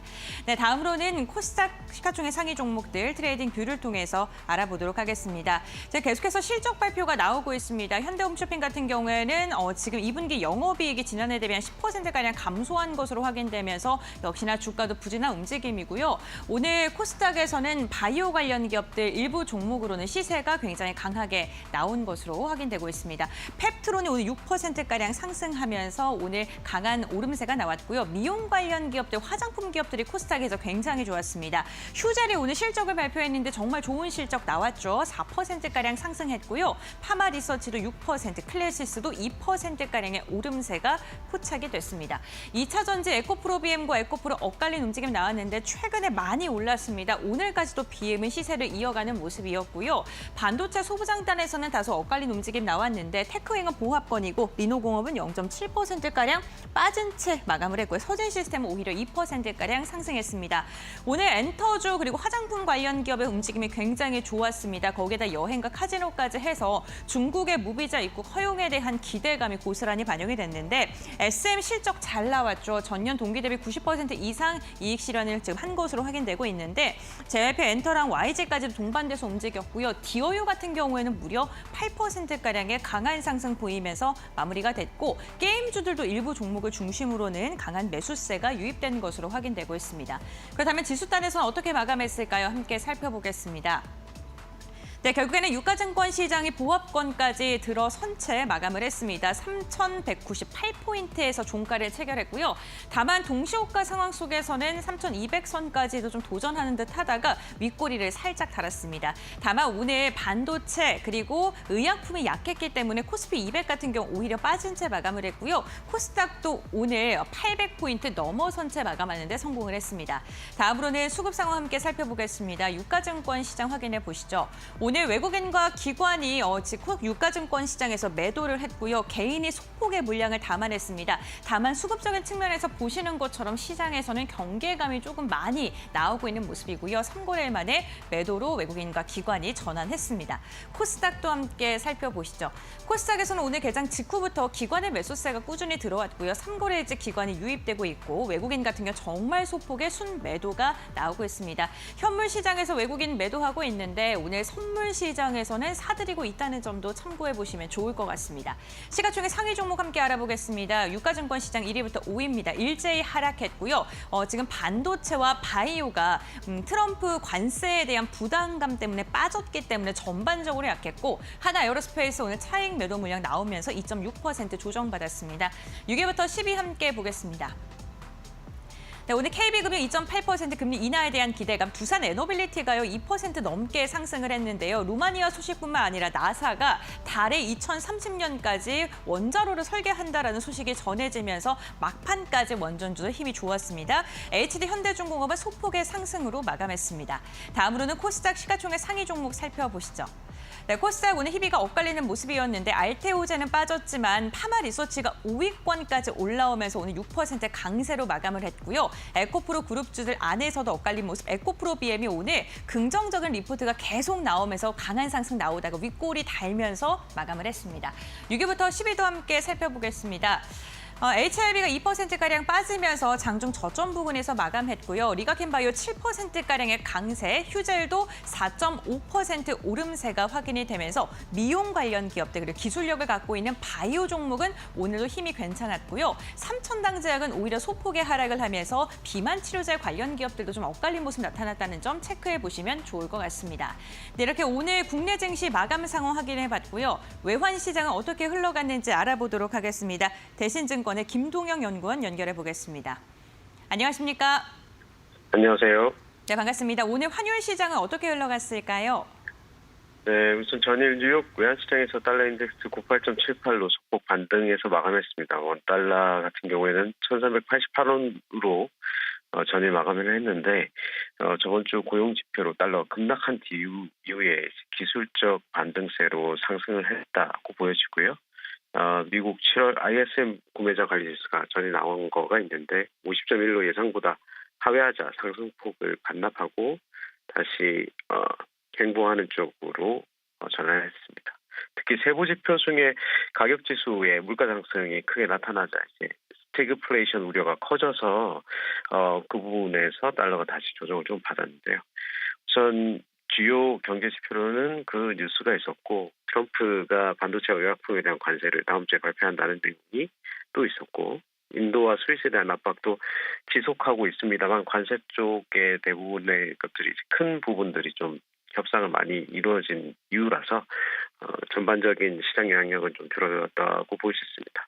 그리고 후임 연준 의장 관련해서 4명을 고려 중이라고 밝히면서 임기가 남았음에도 금리 인하의 우호적인 연준이 잘 뽑겠다는 압박을 지속했고요. 오늘 아시아장에서는 미국 경제지표 반영해서 1,387원으로 하락해서 시작했으나 외국인 주식 매도 이어지면서 1,389.45에 상승해서 마무리되었습니다. 네, 알겠습니다. 어쨌든 지금 미국에서 계속 스태그플레이션 우려가 나오고 있다는 점은 부담스러운데요. 그렇다면 앞으로 환율 방향성은 어떻게 예측하실까요? 우선 미국의 스태그플레이션 우려가 있다는 상황 자체는 달러에 대한 부정적인 인식이 있다고 얘기를 할 수 있습니다. 우선은 빅 이벤트가 지나가고 달러 상승세가 꺾인 이후로 이제 추가적인 달러 약세를 우선적으로 보고 있는 상황인데요. 다만 실수요상으로 우리나라 주식시장 조정받는 것과 미국 주식시장 나스닥 기준으로 전반 견조하게 좋은 상황이 지속되다 보니 달러의 실수요 매수 물량들이 계속 나오는 것으로 보입니다. 이런 또 6월 외환 당국의 선물한 순매수 포지션 감소 같은 경우 정부를 통한 달러 공급 자체가 감소했다는 것을 의미하고 있고 전반적인 수요 측면에서는 달러 매도, 달러 공급 자체는 좀 적어졌다고 할 수 있겠습니다. 그럼에도 불구하고 우선 1,390원대의 매도를 우선적으로는 지속해서 보고 있는 상황인데요. 아무래도 고용 지표가 크게 하락한 것에 대해서 기대서 달러 강세를 한쪽 방향으로 볼 수는 없다고 생각하고 있기 때문입니다. 그래서 1,390원대 매도를 계속 유지할 생각입니다. 네, 알겠습니다. 아무래도 지금 스태그플레이션에 대한 우려 속에 계속해서 달러 약세가 지속이 될 가능성에 대해서 언급을 해주셨는데 이 달러의 가격 제한은 한 지금 1,390원대까지 말씀을 해주셨습니다. 네, 오늘 말씀 여기까지 듣겠습니다. 고맙습니다. 감사합니다. 네, 오늘은 코스닥의 오름세가 더 돋보였던 하루였습니다. 코스피는 그래도 보합권에서 방어를 해줬고요. 하이브가 2분기 실적을 방금 공개했습니다. 영업이익 659억 원으로 집계되면서 전년 대비 25.5%, 30% 가까운 오름세 보였다라는 점도 함께 체크해 보시면 좋겠습니다. 자, 이제 내일 시장 전망 계속해서 이어가 보도록 하겠습니다. 우리 이 본부장님께서는 내일 전망 어떻게 해보고 계실까요? 네, 우선은 APR 실적이 너무 잘 나왔고 오늘 또 신고가를 경신한 상황에서 화장품 섹터 시총 1위로 등극을 했습니다. 그렇기 때문에 지금 이번 주 금요일 날 달바글로벌과 이제 한국콜마 실적 발표가 예정되어 있는데 화장품 섹터 쪽으로 계속적으로 좋은 흐름이 나올 가능성이 좀 있다라고 보고 있고요. 특히나 오늘 SM이라던가 하이브가 지금 실적 발표를 했는데 지금 보시면 엔터 같은 경우는 대표적으로 관세 리스크를 피해갈 수 있는 섹터로 구분되어집니다. 그렇기 때문에 오늘 SM 같은 경우도 어닝 서프라이즈를 기록했습니다만 특별한 움직임은 없었고 만약에 이 부분이 내일 좀 반영된다 그러면 내일 렌터 쪽으로 좀 상승이 나올 가능성이 있기 때문에 이 점 참고하시면 좋을 것 같고요. 네. 그다음에 이제 오늘 우리 장 마감 이후에 그러니까 미국 장 시작 전에 우버와 쇼피파이가 실적 발표를 합니다. 그리고 내일 새벽에는 이제 엠너빈이랑 아이온큐가 실적 발표하는데 대표적으로 엠너빈 같은 경우는 지금 AI 소프트웨어 관련주로 많이들 알고 계실 거고 그다음에 아이온큐는 양자암호 관련주로 많이 알고 계실 겁니다. 그렇기 때문에 만약에 아이온큐랑 엠너빈이 실적이 잘 나온다 그러면은 내일 관련주들 움직임이 나올 수 있기 때문에 이 점 참고하시면 좋을 것 같고요. 내일 오후에 일라이렐리 실적 발표도 예정되어 있기 때문에 지금 계속적으로 미국에서도 좀 굵직굵직한 기업들 실적 발표가 이어지고 있기 때문에 국내 증시도 이와 관련해서 움직일 가능성이 높습니다. 특히나 원전 관련주들이 어제 미국 원전주들 움직이면서 오늘 움직였던 것처럼 네. 그런 부분들을 좀 확인하시면서 대응하실 필요가 있겠고요.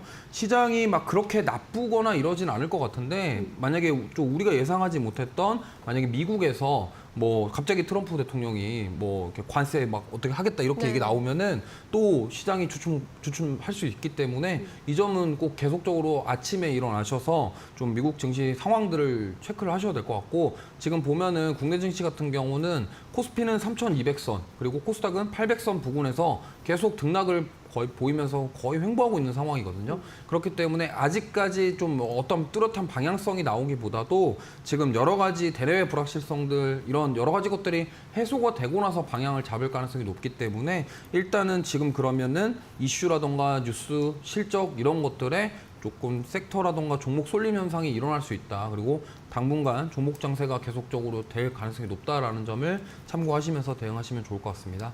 네, 오늘도 섹터별로 희비가 좀 크게 엇갈리는 모습 나타났죠. 어닝 시즌 속에서 두각 받을 수 있는 종목들 잘 챙겨보셔야 할 것 같고요. 매크로 이슈까지 잘 면밀하게 살펴보시는 것 중요하다라고 강조해 주셨습니다. 이창훈 차장님께서는 내일 전망 어떻게 보고 계실까요? 예, 저는 시장을 또 좋게 봅니다. 개인적으로 내일 3,230포인트 정도까지는 올라갈 것이다 그런 생각을 내심하고 있고요. 오늘 APR 보면서 또 든 생각이 뭐냐면 시장이 지금 3,200포인트 내외에서 계속 횡보하는 듯한 모습을 보이고 있긴 있습니다만 실적이 딱 나오는 기업은 그래도 결국에는 올라가죠. 그러면 우리가 지금 실적 발표 시즌입니다. 실적 전망에 좋은 기업이 혹은 실적 발표를 했음에도 불구하고 잘했음에도 불구하고 의외로 주가가 별로 안 갔다. 그런 기업을 여러분들이 지금은 조금 관심 있게 지켜볼 필요가 있지 않을까. 그런 면에서 내심 LG 넥스원이 이제 내일 실적 발표가 있는데요. 전망이 나쁘지가 않습니다. 그러한 가운데 실적이 좋게 나오면 방산 섹터에서 분기 기준 영업이익 1조 시대가 열립니다. 내일은 방산 쪽에서 한번 우리가 기회를 찾아보자. 그런 이야기 전해드리겠습니다. 네, 방산 기업들, 내일 실적 내놓는 기업들 주의 깊게 보시면 좋을 것 같고요. 지금은 역시나 두 분 모두 실적 모멘텀 가장 관심 있게 봐야겠다라고 또 이야기해 주셨습니다. 자, 그럼 이제 종목으로 좀 압축해 보도록 하겠습니다. 내일 시장에서 주목해 볼 만한 종목, 본부장님은 어떤 종목 들고 오셨습니까? 네, 지난주에 이어서 또 이쪽을 가져왔습니다. 오늘은 필 에너지고요. 제가 지난주에 한중 NCS 얘기했는데 네. 지금 결국에는 삼성 SDI가 너무 강한 모습을 보이고 있고 또 ESS와 관련된 모멘텀이 시장에서 부각받고 있기 때문에 삼성 SDI가 지분을 14% 정도 가지고 있는 이 필 에너지를 좀 보셨으면 좋겠고요. 사실 주가적인 측면으로 봤을 때는 이보다 더 빠질 수 있을까? 상장하고 나서 고점이 66,000원이었는데 지금 오늘 종가 기준으로 13,800원 구간입니다. 근데 사실 이 10,000원대를 이탈하지 않고 계속 횡보하는 모습을 보여주고 있습니다. 올해 들어와서 사실 거의 움직임 없거든요. 근데 이 정도 가격대라면은 한번 부담 없이 접근이 가능하다라고 생각을 하고 있고요. 지금 필에너지 같은 경우는 사실 원통형 배터리 와인더에 대한 부분들, 그다음에 전고체 배터리 생산 공정에 쓰이는 스태킹 장비, 조립과 관련된 장비에 대한 모멘텀이 있는데 사실 지금 2차 전지 대부분 기업들이 EV 쪽에서 이제 배터리 조립 장비에서 ESS 조립 장비로 넘어가려고 하는 모습입니다. 왜냐하면 우리나라 LG에너지솔루션이라던가 삼성 SDI 최근에 횡보를 보면은 엔솔 같은 경우는 LFP용 ESS 수주 공시가 나왔고, 그다음에 삼성 SDI 같은 경우도 계속적으로 ESS에 대한 부분들이 계속 강조가 되고 있기 때문에 결국에는 이러한 모멘텀을 받을 수 있는 기업이 SDI 밸류체인을 가지거나 엔솔 밸류체인을 가진 기업인데 저는 SDI 쪽에 조금 더 점수를 주고 싶습니다. 그래서 저는 필에너지는 어떻게 보면은 삼성 SDI가 지분을 가지고 있고 만약에 스태킹 장비라던가 이런 것들이 ESS 쪽으로도 필요할 거기 때문에 저는 일거리를 준다고 한다면 지분을 가지고 있는 회사에게 줄 가능성이 높다라고 생각하기 때문에 이 SDI의 수혜를 받아서 주가 상승할 가능성이 있다고 생각합니다. 그래서 목표가는 16,500원, 손절가는 12,000원 말씀드리겠습니다. 네, 지금 2차 전지 전반에 대해서는 의견이 좀 분분하지만 그래도 ESS 성장성에 대해서는 시장에서 긍정적으로 이견 없이 바라보고 있는 상황이죠. 필에너지 목표 주가 16,500원까지 제시해 주셨습니다. 우리 차장님께서는 방산 섹터 안의 종목일까요? 네, 현대로템이고요. 동사가 2분기 실적이 잘 나왔습니다. 주가는 우선은 20만 원 내외에서 지금 대략 한 달 정도 계속 횡보를 하고 있는데 재미난 게 동사에 대한 올해 나왔던 여러 가지 리포트들이었습니다. 제가 아직도 기억하고 있는 것이 동사가 올해 4월경에 혹은 5월 정도경에 대략 주가가 10만 원 내외에 머무르고 있을 때 여러 증권사가 내어놓은 목표 주가가 대략 14만 원, 15만 원 수준이었습니다. 근데 IM증권에서는 당시에 19만 원 냈던 거 제가 기억을 합니다. 주가가 더 올라가죠. 그러다가 최근에 폴란드와 2차 계약 공시가 나오고요. 추후 2033년 말까지 MRO 사업까지 모두 진행한 이 모든 것을 반영해서 기타 여러 증권사에서 지금 동사에 대한 목표 가격을 24에서 25만 원 정도 제시를 했는데 IM에서는 지금 32만 원을 딱 제시를 한 게 있습니다. 그만큼 좋게 보고 있다는 거죠. 예전에도 그렇게 높게 목표 가격을 제시를 했습니다만 결국에는 달성을 하는 거 보면 이번에도 내심 우리가 조금 더 32만 원이라고 하는 가격대까지 지켜볼 필요도 있지 않을까 그런 생각이 듭니다. 앞서 이야기 드린 것처럼 방산 섹터가 지금 보이는 분기 실적이 너무 좋습니다. 예전에도 피크다, 이것보다 더 좋아질까라고 걱정을 했습니다만 더 좋아지는 거죠. 쉽게 꺾이지 않습니다. 그래서 현대로템을 지금 시점에서 한번 매수를 해보고요. 목표 주가는 25만 원, 손절 가격은 17만 5천 원 제시해드리도록 하겠습니다. 네, 쉽게 꺾이지 않는다. K방산, 현대로템을 살펴봤고요. 목표가 25만 원까지 바라봐 주셨습니다. 종목별 의견도 잘 참고해 보시기 바라겠고요. 이제 내일장 한마디 요청해 보겠습니다. 네, 본부장님 어떤 의견 주시겠어요? 네, 진격의 2차 전지.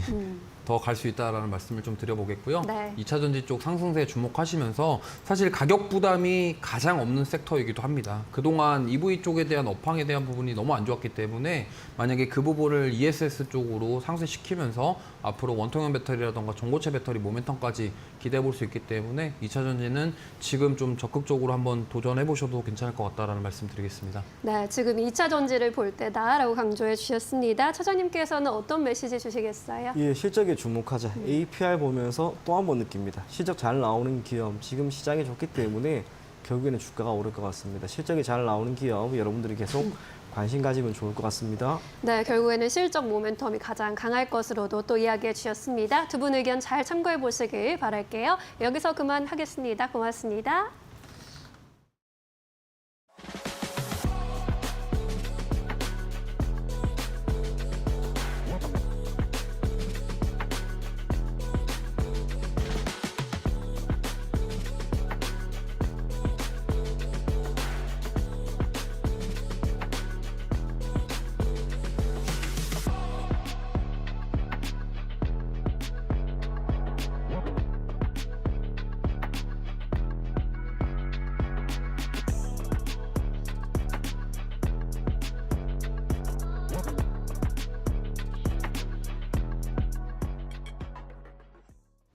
네, 오늘 저희가 준비한 소식은 여기까지입니다. 내일 돌아오겠습니다. 시청해주신 여러분 고맙습니다. 오늘도 내일도 파이널샷.